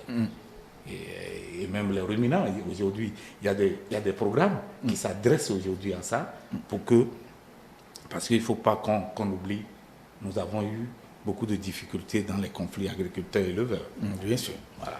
Donc, et par rapport à ça, et le gouvernement a demandé, mais on ne peut pas gérer toujours ce problème-là. Vous-même, vous avez constaté, ça fait plusieurs années que nous trimballons ce problème. Bien sûr. Alors, mais ce qui est en train d'être mis en place, et que j'exhorte tous les Béninois à accompagner, c'est la sédentarisation de l'élevage. On ne peut pas faire l'élevage. C'est une richesse, mais on envoie, on ne sait pas là où on a envoyé, on ne sait pas s'il y a de manger là, on ne sait pas s'il y a de l'eau. Entre-temps, ça passe dans le champ de l'autre et ça crée des conflits. Aujourd'hui, il faut que l'espace pour l'élevage soit délimité et l'espace pour l'agriculteur soit délimité et que chacun y mène ses activités. D'ailleurs, les animaux en gagneront beaucoup. Les pertes d'énergie qu'ils vont subir en faisant des déplacements, ils n'auront plus cette perte d'énergie, ils vont suffisamment produire de la viande et du lait. Très bien. Votre réaction, M. Arossouré, par rapport à cette présentation du SGA qui vous interpelle en tant que collègue du jeune, et puis c'est une manière de vous interpeller parce que la politique aujourd'hui, c'est de rendre compétitives nos filières et surtout empêcher même l'exportation à outrance. Parce qu'il faut penser d'abord aux populations. Quelle réaction avez-vous par rapport à tout ceci? Non, c'est comme je le disais tout à l'heure, c'est vrai, de gros efforts sont en train d'être fournis par le gouvernement. Quand je prends l'aspect coopératif dont le SIG a parlé, il faut que les jeunes se mettent ensemble. Je crois que nous sommes dans la dynamique. Et récemment, nous avons mené une démarche vers la Sonama pour leur présenter un peu notre organisation et dire que nous avons besoin de tracteurs. Mais le problème qui se pose toujours, c'est l'accessibilité. Et moi, par exemple, je n'avais pas l'information comme quoi le FNDA pouvait accompagner des organisations à accéder aux tracteurs. Voilà, avec je viens d'avoir l'information. Voilà, je viens d'avoir l'information. Maintenant, je crois que c'est vrai, ils ont fait beaucoup de sensibilisation par rapport au FNDA, mais il y a peut-être quelques aspects clés qu'on pourrait toujours essayer de voir avec les OPA spécifiquement, pour voir comment est-ce qu'on pourrait accompagner ces OPA-là à accéder davantage au FNDA et à ces équipements-là, et voir un peu les agencements qu'on peut faire et autres. Je crois que c'est fondamentalement ce que j'ai à dire par rapport à sa réaction. Très bien. Oui, Monsieur Rumponou, votre réaction par rapport à l'intervention du SGA? Oui, comme effectivement, on n'a pas toutes les informations concernant. On sait que le gouvernement a subventionné les tracteurs, mais ne sachant pas qu'il fallait passer aussi par l'FNDA et avoir facilement cet outil de travail qui nous est énormément cher. Parce que c'est ça, c'est ce que j'ai à dire. Parce que moi, je n'avais pas cette information-là. Je sais que, parce que, bon, moi, j'ai pris contact avec eux, tout ça là. Mais le problème, c'est... D'accord, mais dites-nous, votre riz, par exemple, Matepo, est-ce que c'est sûr que vous aussi, vous vendez à l'exportation, vous envoyez à l'extérieur, mais pourquoi vous cherchez à envoyer vos produits à l'extérieur alors que votre peuple, le territoire là où vous produisez, peut-être n'a pas suffisamment de riz? Parce que nous voulons limiter bien sûr les importations et surtout l'exportation et rester sur le territoire national. Oui, c'est pas qu'on veut priver le Béninois de ce que nous produisons, mais comme pour moi nous sommes tous des frères, il faudrait qu'il y ait un échange. Vous avez parlé de tomates de Burkina qui vient ici. Et par exemple, aussi, entre autres, oui, qui pour nous aussi, nos tomates qui vont au Nigeria, mais dans cet échange de l'humour, bon, je ne vois pas, il n'y a pas encore un problème pour ça. Et comme nous sommes tous des frères, pour moi, c'est ma manière profane de voir la chose. Très bien. Monsieur Gouti, c'est vrai aujourd'hui, la vallée de l'Ouémé, nous allons nous intéresser, puisque j'en viens à poser la question peut-être d'ici là au SG pour qu'ils nous en parlent. Mais vous savez que nous avons nos vallées qui sont riches, vous êtes dans le maraîchage. Alors, quel travail peut-on faire pour valoriser nos vallées? Si nous prenons par exemple la vallée de l'Ouémé, selon vous, dites-nous, certainement que vous avez eu des idées et des frais de l'autre côté. Qu'est-ce qu'il faut faire selon vous en tant que maraîcher pour mettre en valeur toutes ces vallées? Bon, merci beaucoup. Et comme on le dit, c'est la vallée de l'Ouémé qui est le plus grand peut-être au Bénin et en Afrique aujourd'hui, et que c'est une richesse qui est là. Vous savez, quand on te dit pas l'argent est dans ta poche ou l'argent est dans ton pays, comment aller trouver là, c'est là il faut y aller. Vous savez, le travail de la vallée n'est pas comme les sables et que les aménagements que le gouvernement doit faire, c'est que les gens y travaillent, mais ils n'y travaillent pas à grande masse. Mais nous avons constaté qu'il y a un programme qui se charge de ça aujourd'hui. Il y a déjà un programme de projet qu'on appelle Payavo dans le passé qui ont travaillé plus dans la vallée de Ouémé par rapport au riz et dans certaines vallées de la commune aussi de Sémékoudji et d'ailleurs. C'est pour vous dire... Restez droit dans le micro parce que là... d'accord. C'est pour dire... Voilà, merci. Pour nos vallées, on est en train d'utiliser. Sinon, moi aussi, je suis actuellement dans la vallée de Ouémé, pour ne pas dire, je suis président à Djohou, en train de travailler par rapport à des périmètres de maraîchage. Ce n'est pas seulement Sémékoudji que je suis. C'est pour vous dire, nous savons l'importance de nos vallées. Mais comment y avoir l'accès? Et si l'État est en train d'aménager pour installer les jeunes, il y a un programme pour ça. Dans le cadre, je sais que Pakofi, par rapport à l'Arana, les gens sont en train de travailler une partie de Bonou. Il y a d'autres parties dans Wemé que je sais que la population est en train de travailler, mais ce qu'il faut faire pour accompagner, parce que c'est des travaux saisonniers. Quand on parle de la vallée, c'est les moments accessibles. Aux périodes de la crue, on ne peut pas avoir l'accès à toute la vallée. Et ça fait que un programme qui doit respecter ces aléas aussi pour qu'au moins un jeune qui veut s'installer dans la vallée ait les moyens adéquats pour y travailler pour la période. Parce que travailler dans une vallée, c'est travailler pour une période donnée. Et de ne pas attendre et toutes les longues périodes de l'année pour dire tel que le maraîchage se passe dans les côtes ici ou dans les zones où il n'y a pas d'inondation. Très bien. C'est ce que vous pensez. Monsieur Oupoli, par rapport à nos vallées, selon vous? Oui, parce que moi, ce que j'ai vu, c'est d'aménager les terres. Parce que, comme il a parlé tout à l'heure, la question c'est la production doit faire de façon périodique, alors qu'on pouvait faire autrement pour pouvoir produire assez de riz là-bas. Parce qu'on parle d'inondation. Or, si l'eau est maîtrisée, on peut produire plus de riz dans la vallée. Plus de riz dans la vallée quand les espaces sont aménagés par des aménagements précaires, ce qu'on appelle aménagement, même pas des trucs bon, parce qu'on a vu, ça ne donne rien. Ils ont fait certaines choses, ça ne donne rien. Mais ce gouvernement, c'est pourquoi je les apprécie. Il y a des projets, programmes, Papa Dame qui fait quelque chose de très bien avec nous. Ouais, donc c'est déjà faire... Vous intervenez aussi dans la vallée, dans l'une de nos vallées? Non, moi je ne suis pas dans la vallée, j'ai bien envie d'y aller. Je suis avec un ami là qui, on est en train de mettre quelque chose, mais pour le moment, ça reste encore sous la terre. Très bien, oui. Merci, monsieur Arasouké. Nos vallées, la vallée de l'Ouémé, la plus grande, avec toute cette série de possibilités. Bon, moi, honnêtement, il faut dire que je suis personnellement insatisfait de tout ce qui se fait dans la vallée. Puisque chaque fois que moi je traverse la vallée, je me dis que je devrais voir des merveilles. C'est vrai, le collègue a dit que le travail est saisonnier, mais pour moi, ça ne devrait pas être le cas. C'est vrai, il y a des zones qui sont inondées quand il y a la crue, mais ce n'est pas toutes les zones de la vallée qui sont inondées.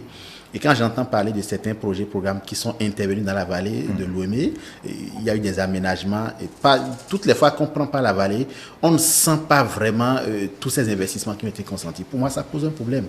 Je crois que ce gouvernement-là qui est en train de mettre assez d'ordre pourra davantage être regardant dans ce sens-là pour voir mais les interventions de ces projets, qu'est-ce qu'on peut capitaliser aujourd'hui, qu'est-ce qu'on peut améliorer pour que réellement cette vallée-là puisse révéler le Bénin ou refléter sa valeur, la valeur qu'on lui donne en disant que c'est la deuxième vallée la plus riche au monde après celle du Nil, tout ça. Je crois qu'il faut vraiment chercher à assainir un peu plus davantage ce qui se passe dans la vallée pour qu'on puisse vraiment en profiter. Monsieur Tobla, la vallée, nos vallées et la vallée de l'Ouémé.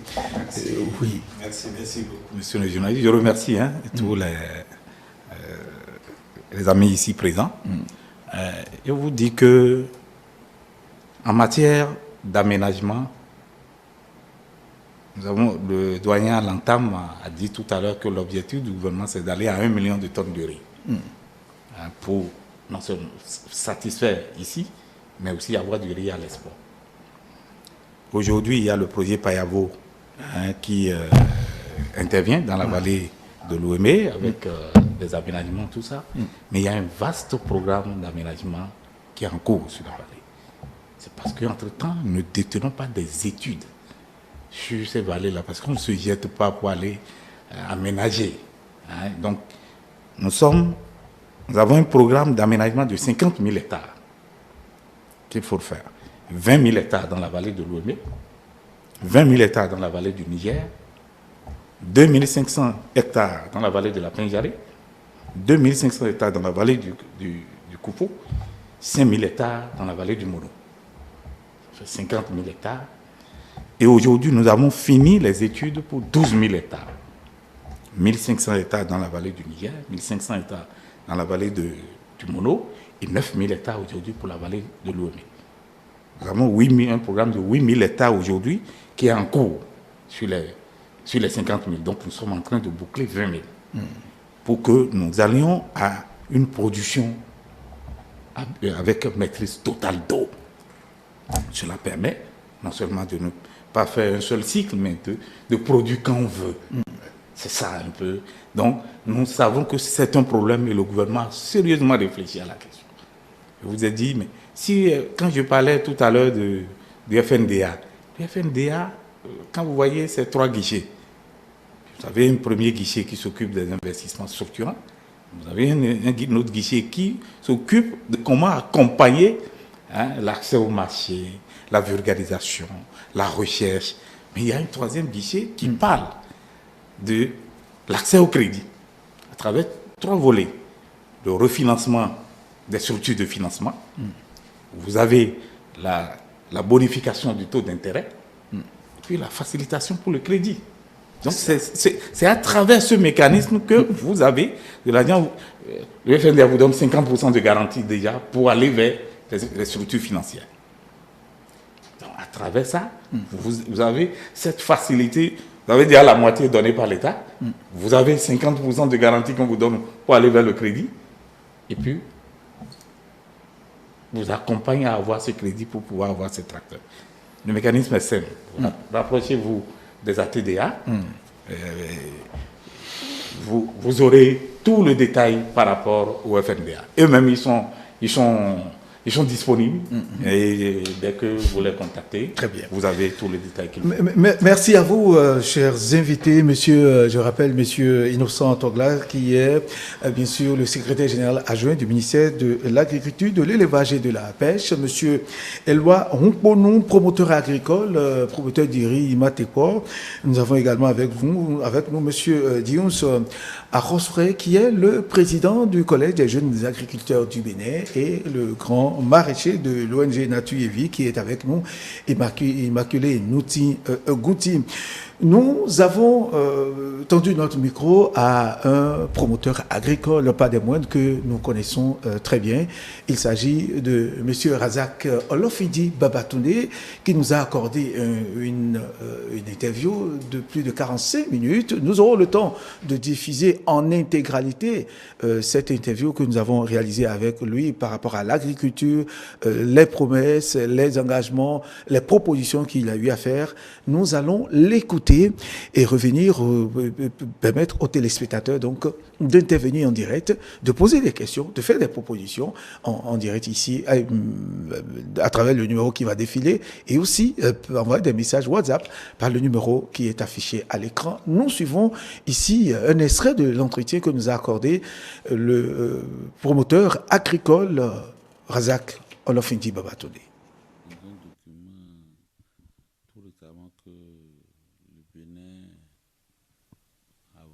Près de 300 et quelques milliards. Bon, je tire chapeau aux autorités.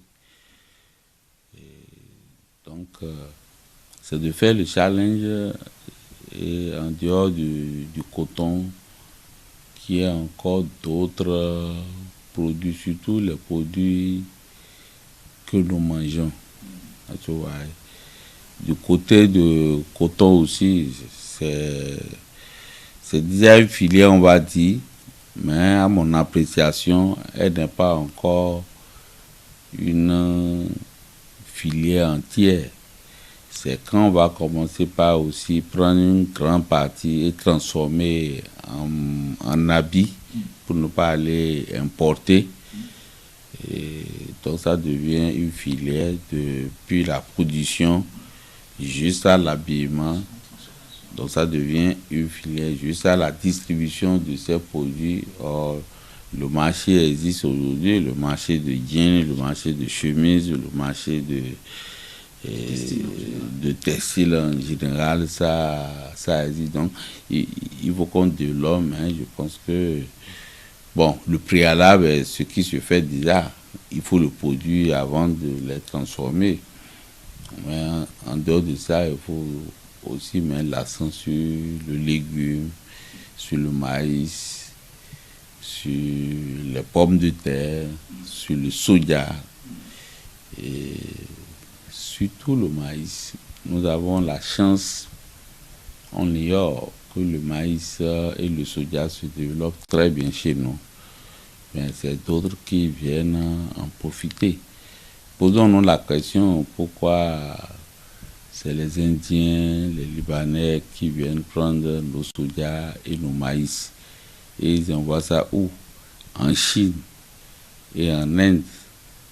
Est-ce que vous voyez? Et le soja cultivé hautement en Chine, mais ça ne leur suffit pas parce que les autres ont plusieurs sous-produits de choses. Mais les deux produits dont je vous parle, c'est les principaux pour la production animale. Et si vous n'avez pas le maïs et le soja, vous aurez du mal à faire les proventes. Donc, par conséquent, à produire les animaux pour qu'ils grandissent très rapidement. Est-ce que vous voyez? Et donc, les deux là constituent 80% du produit qu'on appelle de la provente. Les 10% qui restent, c'est l'eau, c'est les médicaments et autres pour les animaux. Je souhaite que le Bénin s'accroche à l'agriculture,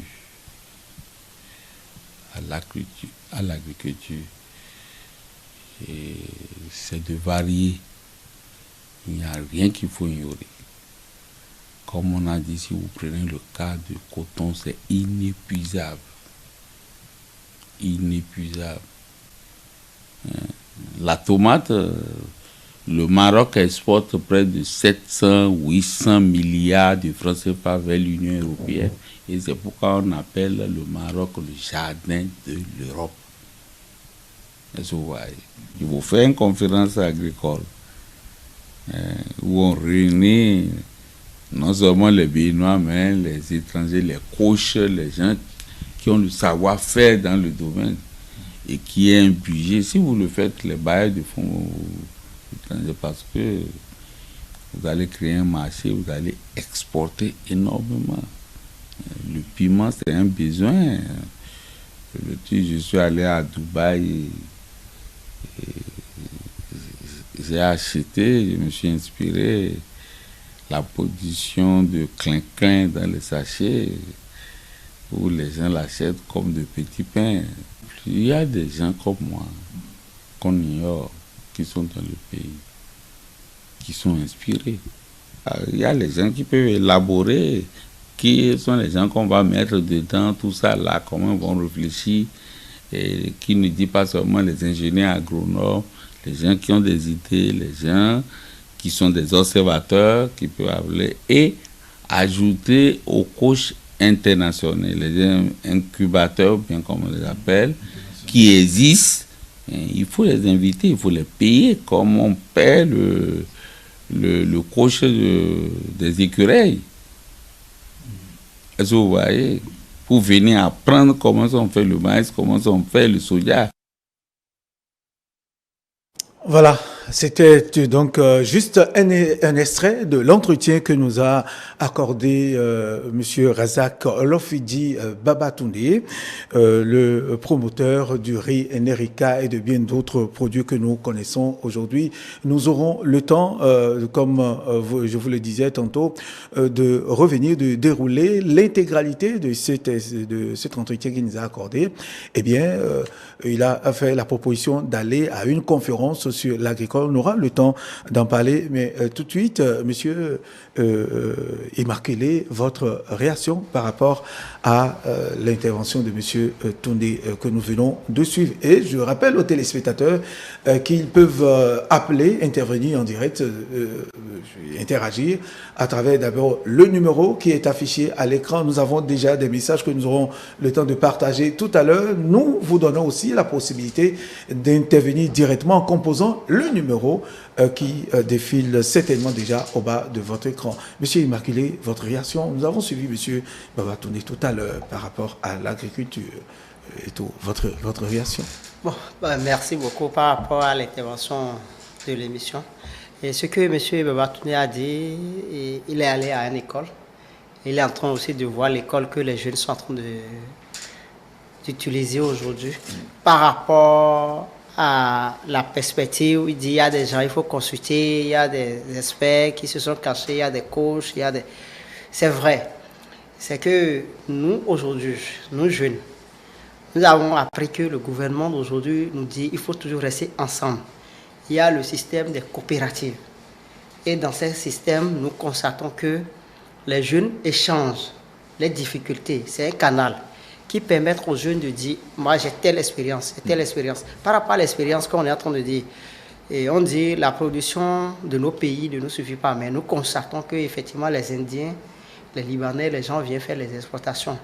Mais nous pouvons parler aussi des interactions des affaires. Mais ce que ces produits font à l'étranger, est-ce qu'on ne peut pas les transformer aussi dans notre pays? C'est une réflexion. Et que par rapport à ses visites, il a constaté ce que le quinquin aujourd'hui fait au Bénin. Quand vous irez au marché, le quinquin de 50 francs ou 100 francs, là, on met dans des sachets, aller à l'étranger pour voir ce que ça donne. C'est comme les légumes séchés aujourd'hui de chez nous. S'il n'y avait pas une étude qui a été faite, je vous dis, il y a des sachets qu'il ne peut pas contenir. Ça veut dire que son expérience ou bien ce qu'il demande aux Béninois ou à ceux qui gouvernent à un niveau donné, c'est de dire ce que les autres viennent prendre ça chez nous, comment nous pouvons aussi les transformer et faire l'usage dans notre pays. Très bien. Monsieur Roncolon.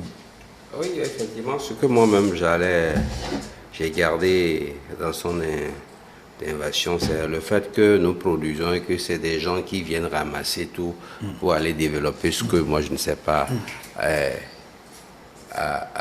à l'extérieur. Alors, pourquoi ça alors? Pourquoi on ne peut pas faire autrement pour que ce que eux ils utilisent, ce pourquoi ils prennent en nous ces produits-là, pourquoi on ne peut pas les faire ici? C'est la question. Sinon, on parle de l'eau. Il a parlé de la diversification agricole. Oui. Oui, la diversification, donner des orientations sur les produits qu'on pourra vraiment amener à gagner, à produire suffisamment. Mais il a abordé, on dit qu'il y a des gens qui sont dans le pays qu'on ignore.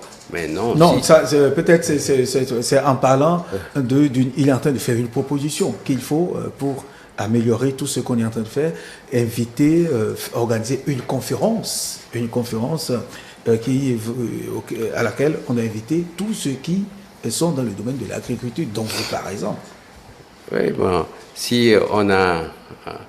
Pourquoi ne pas commencer, par exemple, on prend l'exemple de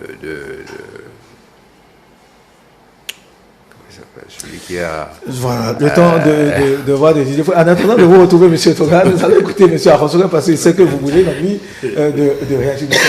Afonso. Voilà, diversification, elle peut mettre l'accent sur d'autres produits qu'on pourrait accompagner, produire suffisamment pour que véritablement notre agriculture soit compétitive. S'il vous plaît, nous constatons qu'il y a un téléspectateur en ligne. Un téléspectateur en ligne, bonsoir. Bonsoir, monsieur le journaliste. Oui, bonsoir, cher ami. Vous êtes en direct. Nous vous écoutons. Oui, moi, je m'appelle Razak Tossou. Pardon, monsieur Tossou? Oui, Razak. Monsieur Tossou Razak, nous vous écoutons. Alors, j'appelle pour intervenir par rapport à votre émission là. Oui, allez-y, nous vous écoutons. Parlez un peu plus fort, s'il vous plaît. Moi, je suis un peu peiné par rapport à cette histoire de FNDA. Parce que, alors, moi, je suis un promoteur. Je suis en train de rentrer dans l'agriculture et j'ai fait 2 hectares de bananes douces et j'ai déjà investi près de 30 millions. Et alors, j'ai sollicité, j'ai entendu parler de FNDA avec toute la publicité qu'ils ont eu à faire en son temps. Et je me suis intéressé à eux et je suis allé dans un cabinet. J'ai investi encore de l'argent là-bas dans le cabinet. Mais je vous avoue, ça fait près de 8 mois. je n'ai rien eu par rapport à FNDA. Alors que les bananes, vous savez que il faut de l'eau. Et je suis bloqué au niveau de l'irrigation. J'ai besoin d'argent pour faire l'irrigation. Et je suis bloqué depuis un certain temps. Et ils ont envoyé, ils sont venus, ils ont regardé les 2 hectares. Mais juste là, je vous dis que rien n'a été fait. Voilà, quand on voit ça, moi je ne suis pas jeune, mais quand je vois les jeunes, et on nous traite, nous, anciens, comme ça, là, les jeunes là, qui n'ont même pas, qui n'ont rien, et qui veulent rentrer dans l'agriculture, ça ne peut pas marcher. Il faut qu'on remette les choses à plat et qu'on voit clairement les choses. Moi, je peux dire que le système FNDA, c'est comme l'ancien système de PFD, CN, quoi là. Je ne me rappelle plus, il y avait une quête là, agricole là. Moi, je pense que c'est parce que je ne comprends pas. Ils sont allés sur le terrain, mais ils sont incapables de dire vraiment je peux vous aider ou je ne peux pas vous aider. On vous envoie dans une banque et puis on fait comme ça et tout le monde se tait. Le cabinet se tait. C'est pas sérieux. C'est pas sérieux. Si vous voulez que les jeunes aillent là, écoutez-les, allez à leur école. Aller à l'école, il faut aller sur le terrain. Ceux qui sont déjà dans le domaine et qui ont besoin d'argent. On a déjà investi près de 30 millions, plus de 30 millions. Et quand ils sont arrivés, début on a commencé, ils ont dit qu'ils vont me mettre 15 millions. Après, ils sont venus, ils ont dit qu'ils vont mettre 10 millions. Et depuis 8 mois, les 10 millions là, on n'en trouve même pas. C'est pas sérieux. D'accord. Et donc, vous avez fait les démarches suffisantes, nécessaires en direction du FDF J'ai tout fait. Là où je suis, là, moi, je ne veux même plus aller là-bas. Mais vous devez y aller, monsieur Torsou Razak. Vous devez y aller puisque c'est pour vous que ça a été créé par le gouvernement. C'est pour vous soutenir. Peut-être qu'il y a eu quelque chose qui n'a pas marché dans votre dossier, sait-on jamais. Monsieur le journaliste, oui. J'ai compris que c'est Talon seul qui croit à sa chose. Pardon? J'ai compris que c'est Talon, le président Talon seul qui croit à sa chose. Tout le reste là, c'est toujours le même système qui est là. Non. Je vous en prie, c'est ça. D'accord. Je vous dis la vérité. Bon, si vous voulez, monsieur le maire, je vous ai entendu, vous avez dit tout à l'heure que vous voulez vous essayer dedans. Essayez-vous dedans et vous allez voir de quoi je passe. D'accord. Merci à vous, monsieur Razak Torsou. Merci pour votre contribution. Merci. Nous avons la chance d'avoir un représentant du ministère ici qui pourra apporter des clarifications par rapport à votre intervention et à votre dossier certainement. Avant de laisser monsieur Togla réagir, monsieur Arosfouré, voilà votre réaction. Par rapport donc à nous en étions à monsieur Olofindi. Oui. Non, je fais miel les préoccupations de M. Olofindi. Il dit qu'il faut aller aussi à la transformation du coton béninois au Bénin. Et je trouve que c'est assez pertinent ce qu'il a dit. Maintenant, il faut voir les conditions dans lesquelles ça pourrait se passer pour que ce soit profitable pour le pays aussi. Bon, quand il parle également des filières comme le soja, le maïs et autres, je crois que assez d'efforts sont en train d'être faits aujourd'hui sur la filière soja pour la restructuration des acteurs et pour aller même à l'interprofession. Bon, sur le maïs aussi, je sais qu'il y a beaucoup d'efforts qui sont en train d'être faits puisqu'il y a une association des producteurs de maïs. Je crois qu'ils sont en train de travailler également pour aller vers l'interprofession maïs. Tout ça, je crois, c'est dans l'ordre de pouvoir booster ces différentes filières-là. Bon, pour les autres filières comme l'agriculture et surtout la production animale et autres, je crois qu'il y a encore assez d'efforts à faire dans ce sens-là. Très bien, merci. Je rappelle aux téléspectateurs que le numéro qui est affiché à l'écran n'est pas pour faire des appels, c'est juste pour nous envoyer des messages test, messages SMS test ou des messages WhatsApp. Le numéro par lequel vous pouvez appeler, intervenir directement, c'est bien sûr le numéro qui défile au bas de votre écran. C'est là la différence. C'est par ce numéro que vous pouvez intervenir directement. Et donc, pour ceux qui appellent le 54 10 18 19, ils ne pourront malheureusement pas intervenir en direct dans cette émission. Bon, en attendant de recevoir d'autres appels et de partager avec nos téléspectateurs les différents messages, nous allons écouter M. Togla, le SGA, par rapport surtout à l'intervention de M. Razak Torsou de tout à l'heure. Ok. Je voudrais commencer d'abord par le doyen Olofindi. Olofindi, voilà. Le saluer, c'est d'abord une référence quand on parle de l'agriculture. On a vu qu'il est dedans et je pense que personne ne peut l'ignorer.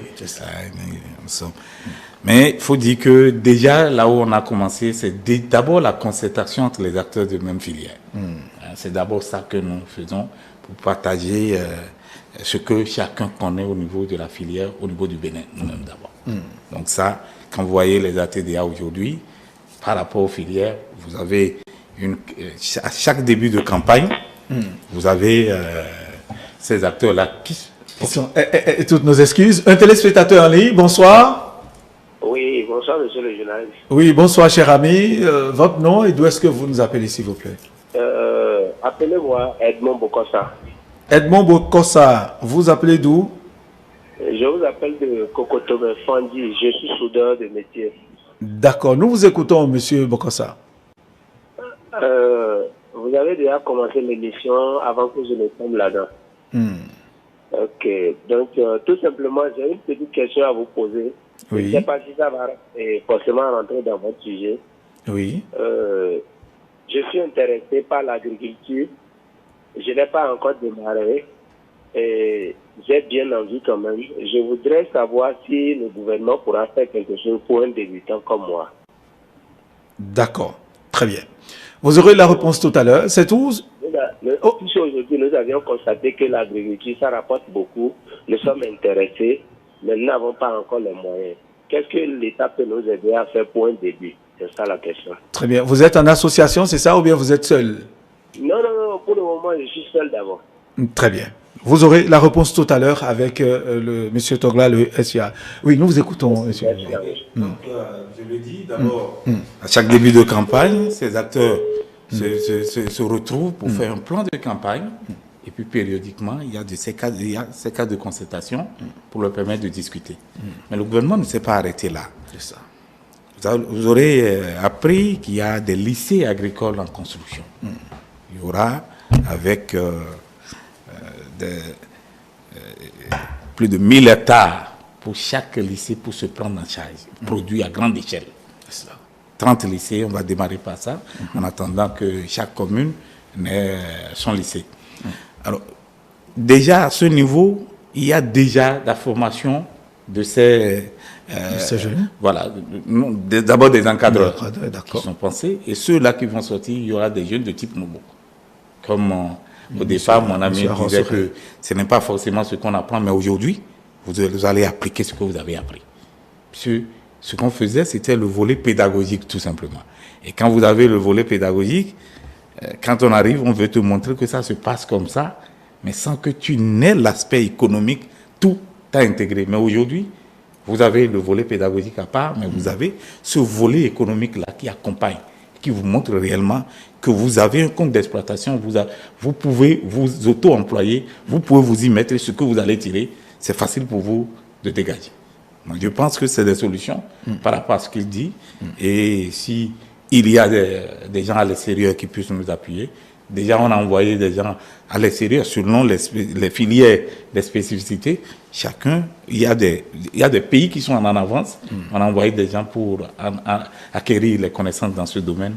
Et je pense que nous sommes en train de mettre aussi bien les compétences locales que les compétences externes pour pouvoir développer notre agriculture. Très bien. Quant à M. Tossou, oui, vraiment, je voudrais l'inviter à la patience. Nous avons connu beaucoup de programmes ici par rapport à ça. Et quand on dit financement, les gens s'arrangent pour aller capter ces ressources et puis finalement, ils n'en font rien. Le FNDA, ce n'est pas le FNDA même qui donne l'argent. Il s'agit de convaincre les institutions financières. C'est là la question.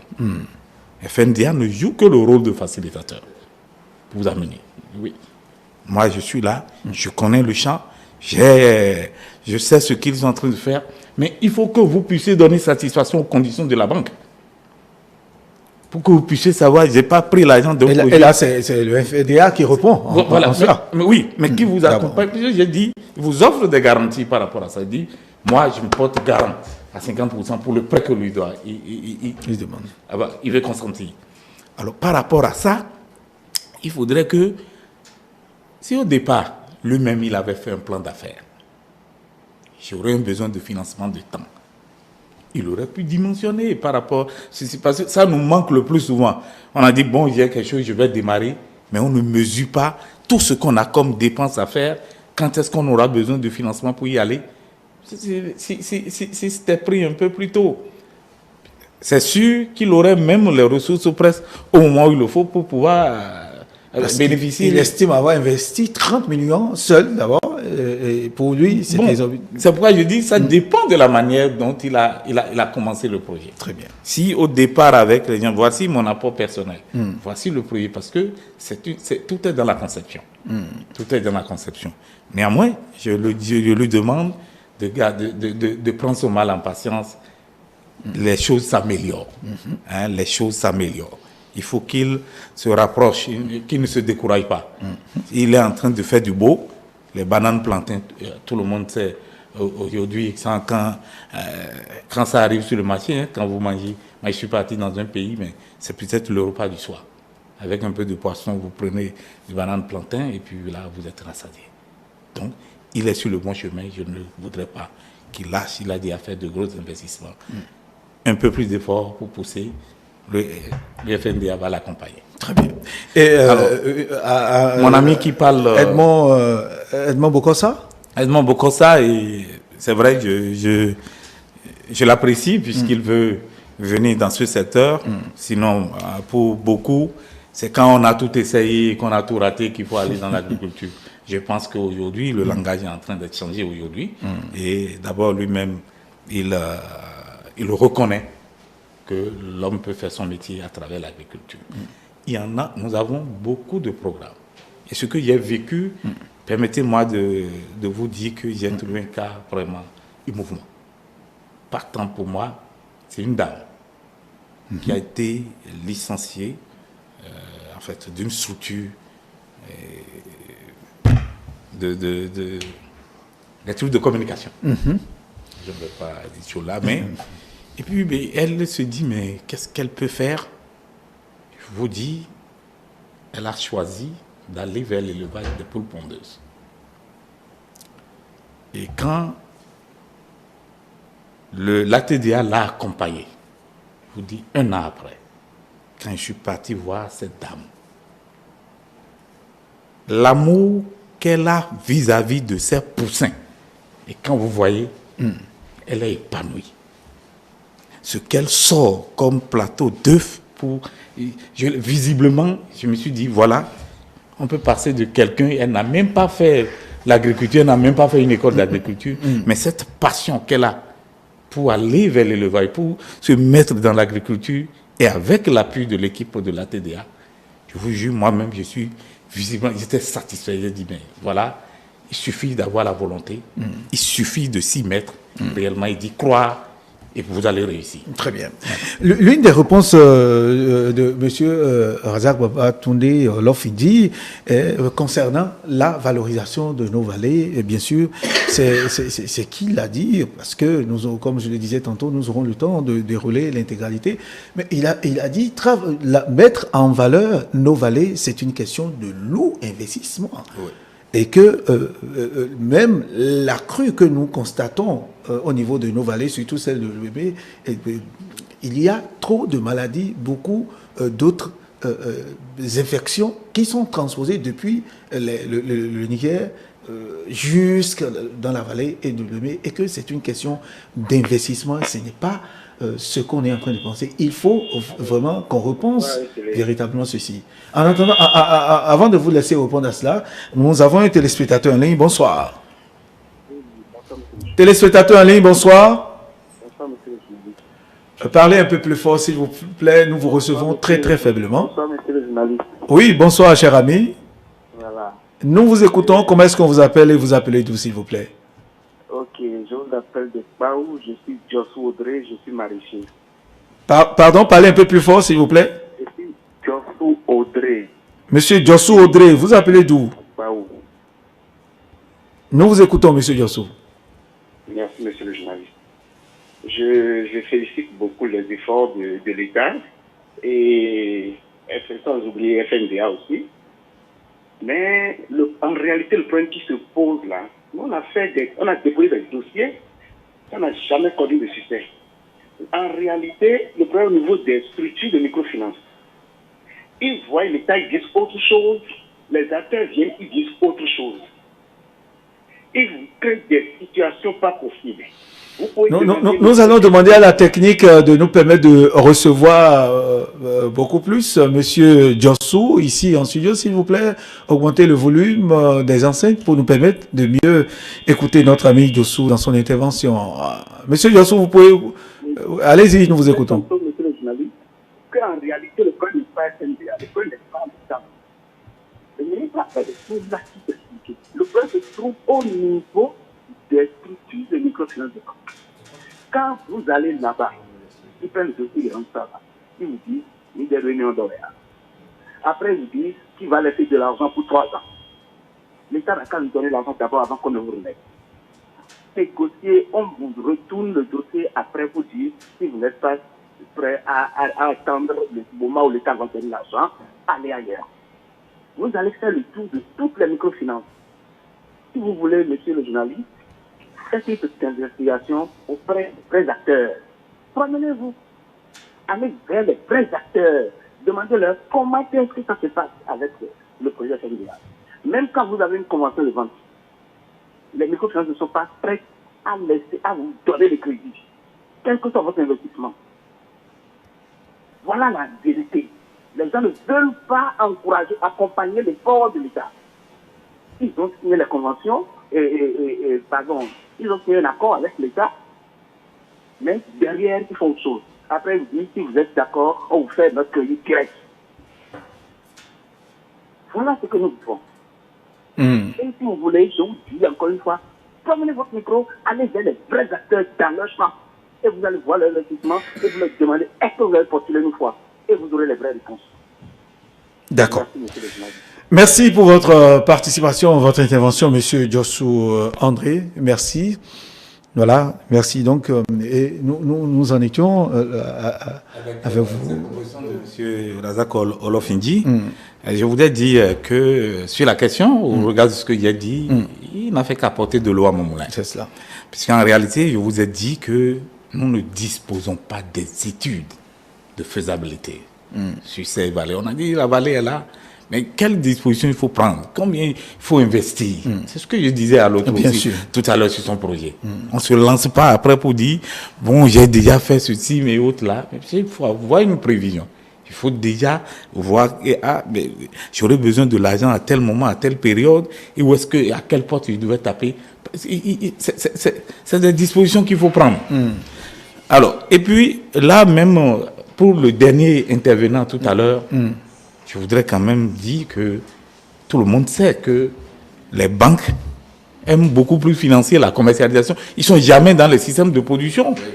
Et que ce n'est que maintenant, avec l'avènement du FNDA, que nous avons commencé par constater que il y a aujourd'hui une amélioration. Il y a maintenant cette volonté des banques d'accompagner le financement.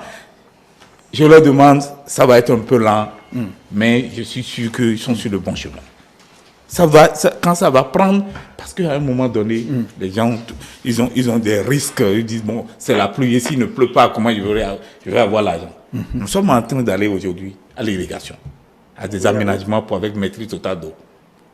Quand le banquier même sait que celui qui veut produire, il a l'arsenal qu'il faut pour amener l'eau au moment où il le faut. Il a le marché là où il doit vendre. Il n'y a plus d'inquiétude. Le financement du secteur va s'améliorer. Et ça s'améliore. Déjà, on a mis en place déjà plus d'une vingtaine de milliards. Le gouvernement a mis près de 100 milliards là pour servir, pour faciliter ce financement-là. Mais certains ont pu avoir assez. Je demande aux autres. C'est peut-être pas aussi rapide comme quelqu'un du commerce où les gens peuvent l'avoir, mais j'aurais souhaité qu'ils s'engagent dans le processus et s'organisent beaucoup mieux pour permettre aux banques de pouvoir les accompagner. Monsieur Aronsouka veut réagir. En attendant de vous laisser réagir, nous allons écouter le téléspectateur qui est en ligne. Bonsoir. Oui, bonsoir. Oui, bonsoir. Bienvenue à cette émission. Vous y êtes en direct. Votre nom et dites-nous d'où est-ce que vous nous appelez. D'accord. On m'appelle Monsieur Dakea Valentin. Monsieur Valentin. Oui. Oui. Je vous appelle de Cotonou. Très bien, nous vous écoutons.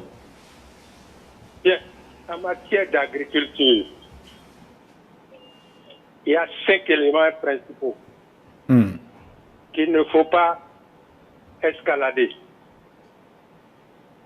Parmi les 5 éléments, la première, c'est la terre. Oui. Le deuxième élément, c'est l'eau. Bien sûr. Le troisième élément, c'est la main-d'œuvre. Le quatrième élément, le financement, les techniques. Le cinquième, les techniques. Bien. Pour l'intervenant, le premier intervenant qui a investi pour les plantons 2 hectares, pardon, s'il avait demandé conseil, il allait commencer par garantir l'eau. Il n'a pas garanti l'eau, il veut faire l'agriculture.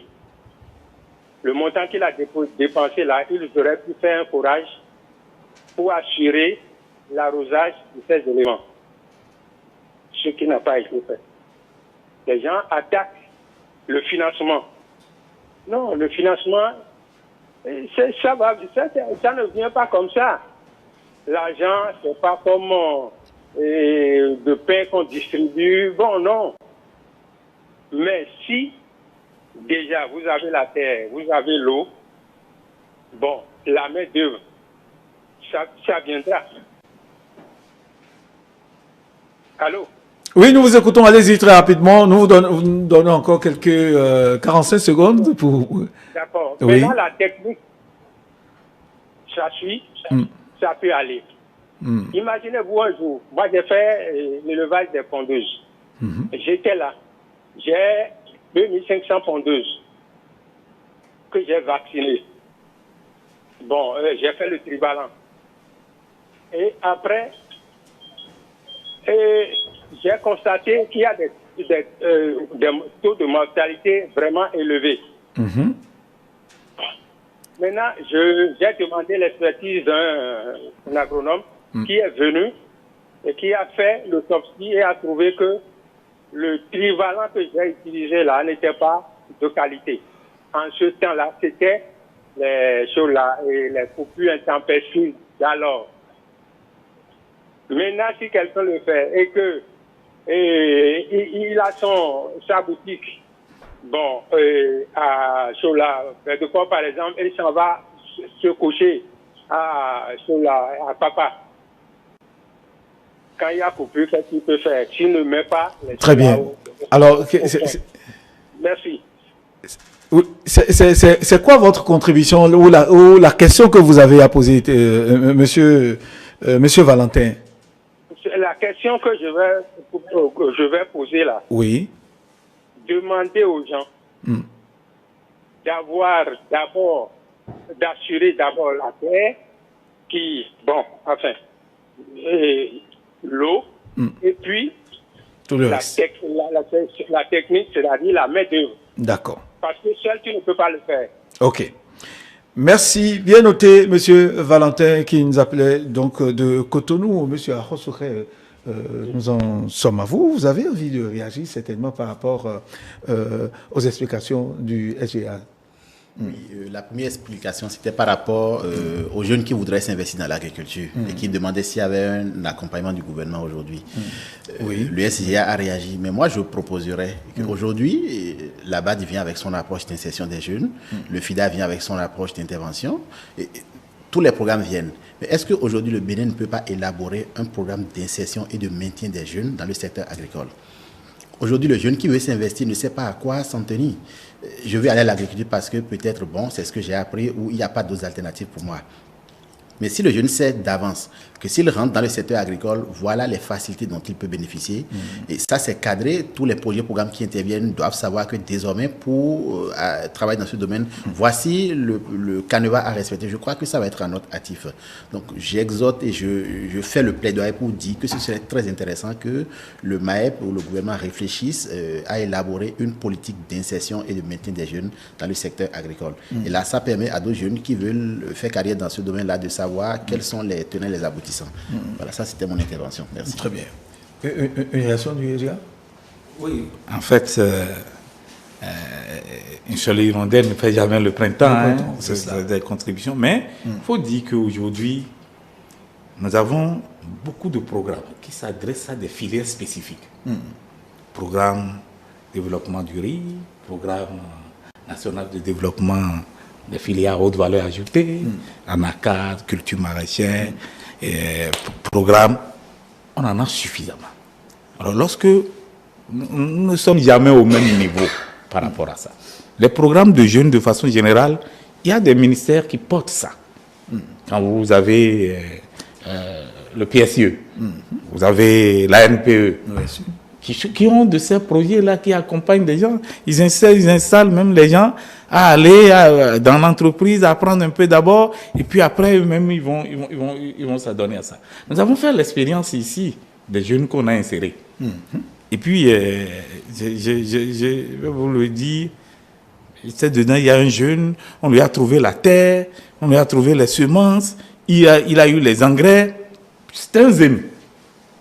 Quand il a fini, maintenant il a tout semé. Maintenant il vient me voir et dit, mais j'ai fini d'installer le champ tout. Mais qu'est-ce que je serais en train de manger jusqu'à la récolte? Vous voyez? Donc, d'abord, lui, il veut installer et laisser, donc il pensait même que ça allait vite donner et autres là. C'est pourquoi je dis, la première des choses, c'est de planifier ses activités. C'est ce qu'on veut faire. Faire de l'intégration, comme on le dit. S'il avait pensé même à des poulets bicyclettes tels que l'autre dit, même avant même d'aller à la récolte, il peut déjà même commencer à faire. Il y a des activités d'élevage qui pourraient lui permettre d'avoir déjà des revenus avant d'attendre la récolte de la grande culture. Donc, il faut que les gens aillent demandent des conseils, mais s'organisent. Et un document de planification qui leur montre où est-ce qu'ils veulent aller, qu'est-ce qu'ils vont faire. On ne se jette pas sur l'agriculture pour dire, bon, comme on a dit, je me mets dessus. Non. On planifie. Et lorsque vous planifiez, vous voyez ce qui peut... Vous-même, vous allez vous voir comment vous allez occuper votre temps et comment vous pouvez suivre. C'est cela. C'est ça. Très bien. Oui, nous allons écouter le ministre Gaston Dossoouy. C'était lors de la présentation du PAG2. De très grandes ambitions pour l'agriculture béninoise avec plusieurs options, surtout arriver à booster l'agriculture béninoise. Une présentation que nous allons suivre en quelques minutes et revenir du rappel aux téléspectateurs que nous allons les recevoir encore et les écouter leur participation. Mais avant, suivons ensemble l'intervention du ministre Gaston Dossoouy. Pour poursuivre la transformation structurelle de notre économie, le secteur agricole a le devoir de renforcer, de densifier les quelques performances que nous avons observées. Dans ce cadre, il est intéressant de faire le pont entre le secteur primaire de production et celui de la transformation. Puis, en tenant compte des quelques faiblesses que nous avons observées aussi au niveau du PAG1, mettre un focus sur les volets de production animale, de production halieutique. Ceci dit, quelques actions fortes ont été programmées pour pouvoir faire le lit au programme d'action du gouvernement PAG2. C'est la consolidation des acquis de l'opérationnalisation institutionnelle chez nous. Que les agences territoriales de développement jouent parfaitement leur rôle d'acteurs et d'accompagnement à la production. La mise en œuvre du programme de développement des grandes plantations, des grandes cultures. Oui, c'est la première et grande innovation ici. La promotion d'un nouveau type d'élevage. Un type d'élevage qui devient plus rentable à l'éleveur. un type d'élevage qui apporte plus de sécurité. Nous allons mettre en place un programme national de mécanisation agricole et de la petite irrigation. Enfin, je pense que la maîtrise de l'eau pour des fins agricoles, l'irrigation, les aménagements hydro-agricoles constitue un deuxième projet d'envergure pour le PAG2. Actuellement, 12 000 hectares ont été étudiés et feront l'objet d'aménagements. 8 000 autres hectares seront faits dans les pôles, disons dans les bassins du fleuve Niger, dans les bassins du Mono et pourquoi pas dans le bassin de l'Ouémé. De grâce, il s'agit d'identifier aussi des porteurs de ces programmes pour que les champs aménagés puissent être exploités, suffisamment exploités et donner le potentiel qu'il faut. Nous allons travailler pour améliorer la gouvernance au niveau des filières, pour trouver des acteurs, des partenaires corrects pour pouvoir discuter avec l'État et défendre les intérêts des producteurs. Ceci dit, des réformes essentielles sont importantes à mener au niveau de ces secteurs pour arriver à ces fins. La première donc des réformes, c'est la facilitation de l'accès aux intrants. L'accès aux intrants et au marché. La deuxième réforme, c'est que nous mesurons un peu les conditions dans lesquelles nous allons faciliter les importations de ces facteurs de production et pour pouvoir faciliter aussi les exportations. Enfin, nous aurons au cours de ce quinquennat à faire deux réformes majeures aussi. La création d'une agence de gestion des grandes plantations, cela est évident, mais de deux, un office qui doit pouvoir gérer les plantations, les fermes d'État, les fermes semencières pour nous garantir que nous sommes en une sécurité relative pour pouvoir aller loin de la production. Dans tous les cas, le PAG2 c'est ouvert pour nous tous. Je vous invite à l'agriculture. Merci, monsieur le ministre d'État. Merci. Voilà, c'était donc le ministre de l'Agriculture, de l'Élevage et de la Pêche, M. Gaston Dossouri, lors de la présentation du programme d'action du gouvernement pour le PAG2 pour la saison de le quinquennat 2021-2026. Monsieur Immaculé, de très grandes ambitions, nous l'avons dit, pour l'agriculture béninoise. Alors, quels sont, selon vous, les leviers sur lesquels, sinon les filières qu'il faudra vraiment booster, qu'il faudrait travailler à booster en dehors de ce que nous connaissons traditionnellement? Si vous avez aussi quelques réactions à faire, à avoir par rapport à l'intervention du ministre, vous la ferez aussi, pour qu'on finisse. Bon, pour vous dire, comme on le dit, nous on est là, c'est parce qu'on s'est donné à notre activité. Ce que nous voulons demander, ou bien ce que moi je voulais dire, c'est que je suis aussi du fêtier de la pisciculture. Il y a des travaux qui sont en train d'être faits là. Et nous voulons aussi que, par rapport au programme, que les jeunes aussi soient, que tous ceux qui sont en train d'investir dans la pêche, que l'assistance vienne. Parce que par rapport au projet programme, je crois que le PROVAC était en train de travailler avec les jeunes, mais par rapport au lead de Covid, ça n'a pas évolué. Il faut donc travailler pour la pisciculture. Travailler, c'est-à-dire promouvoir aussi la pisciculture. Très bien. Merci à vous. Monsieur Edouard Moukono. Oui, bon, pour l'intervention du ministre, moi j'insiste là-dessus. Parce que quand il parle, j'en ai vu, quand il parle d'aménagement, tout ça là, il ne faudrait pas que ce soit des aménagements précaires. Et que demain, ça disparaît, parce qu'on en a vu. C'est ça aussi le véritable problème. Oui.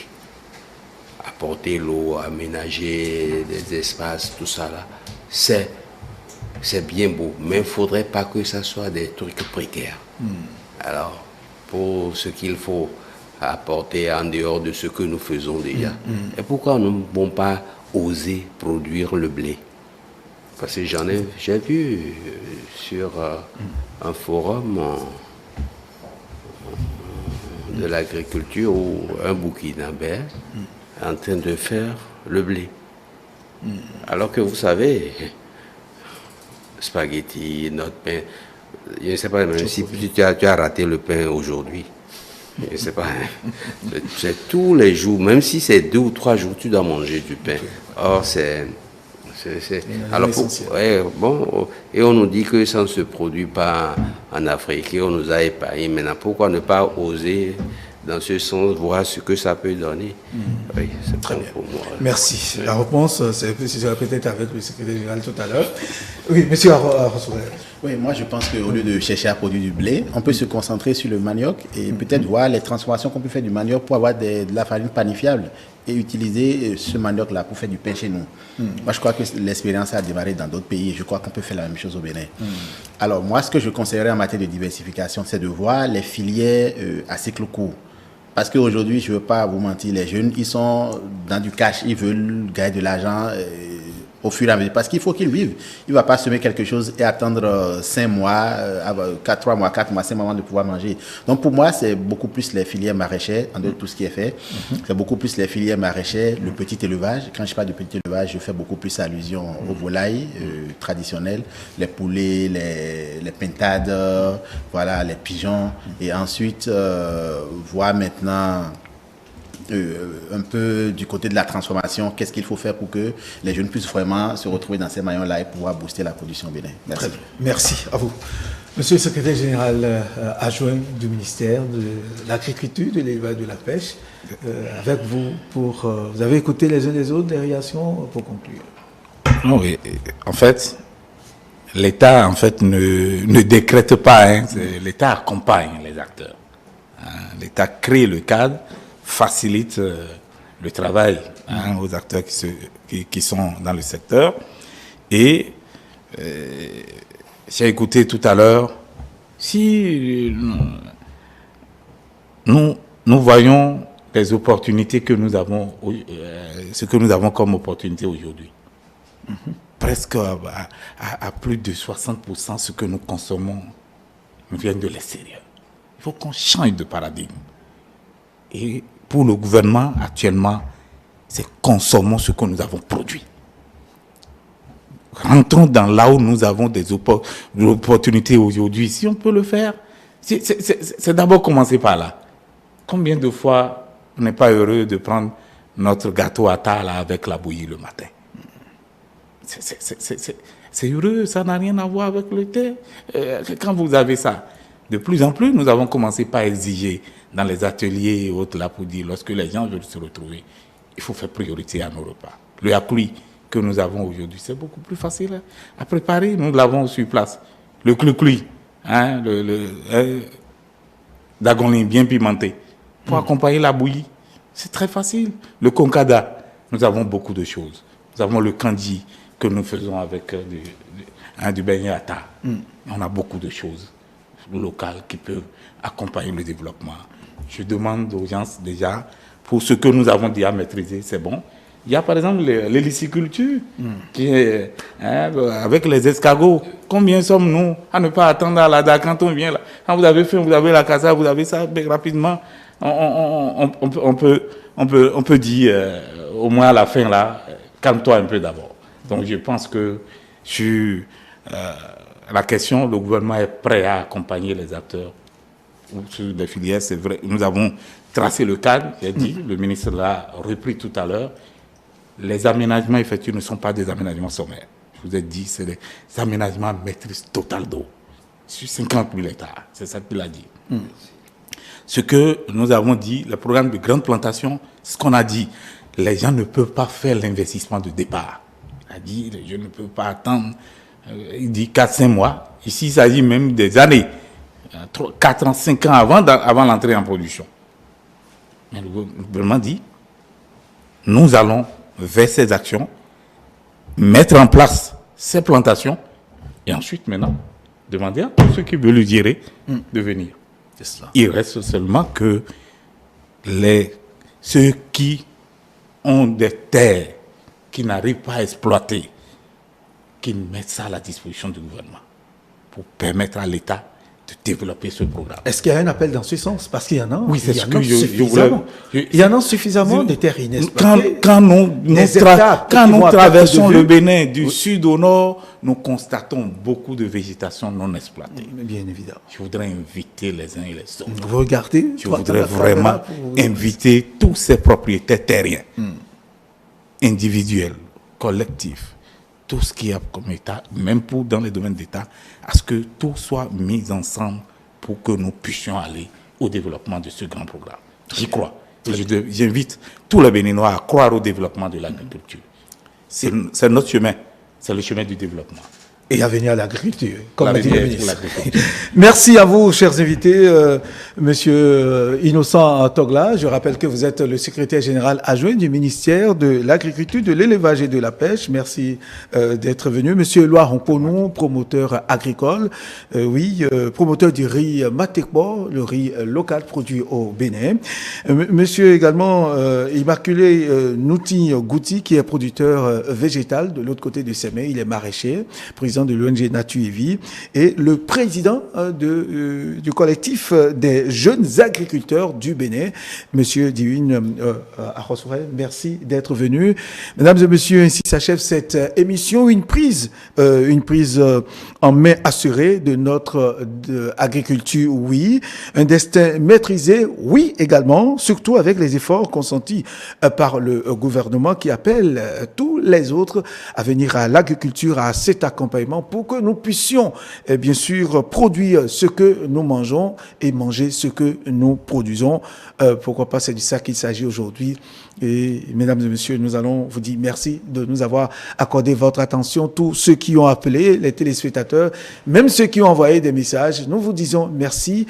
Passez une très bonne soirée à l'écoute et à suivre les programmes de ETélé Bénin sur l'ensemble de nos canaux digitaux. À très vite.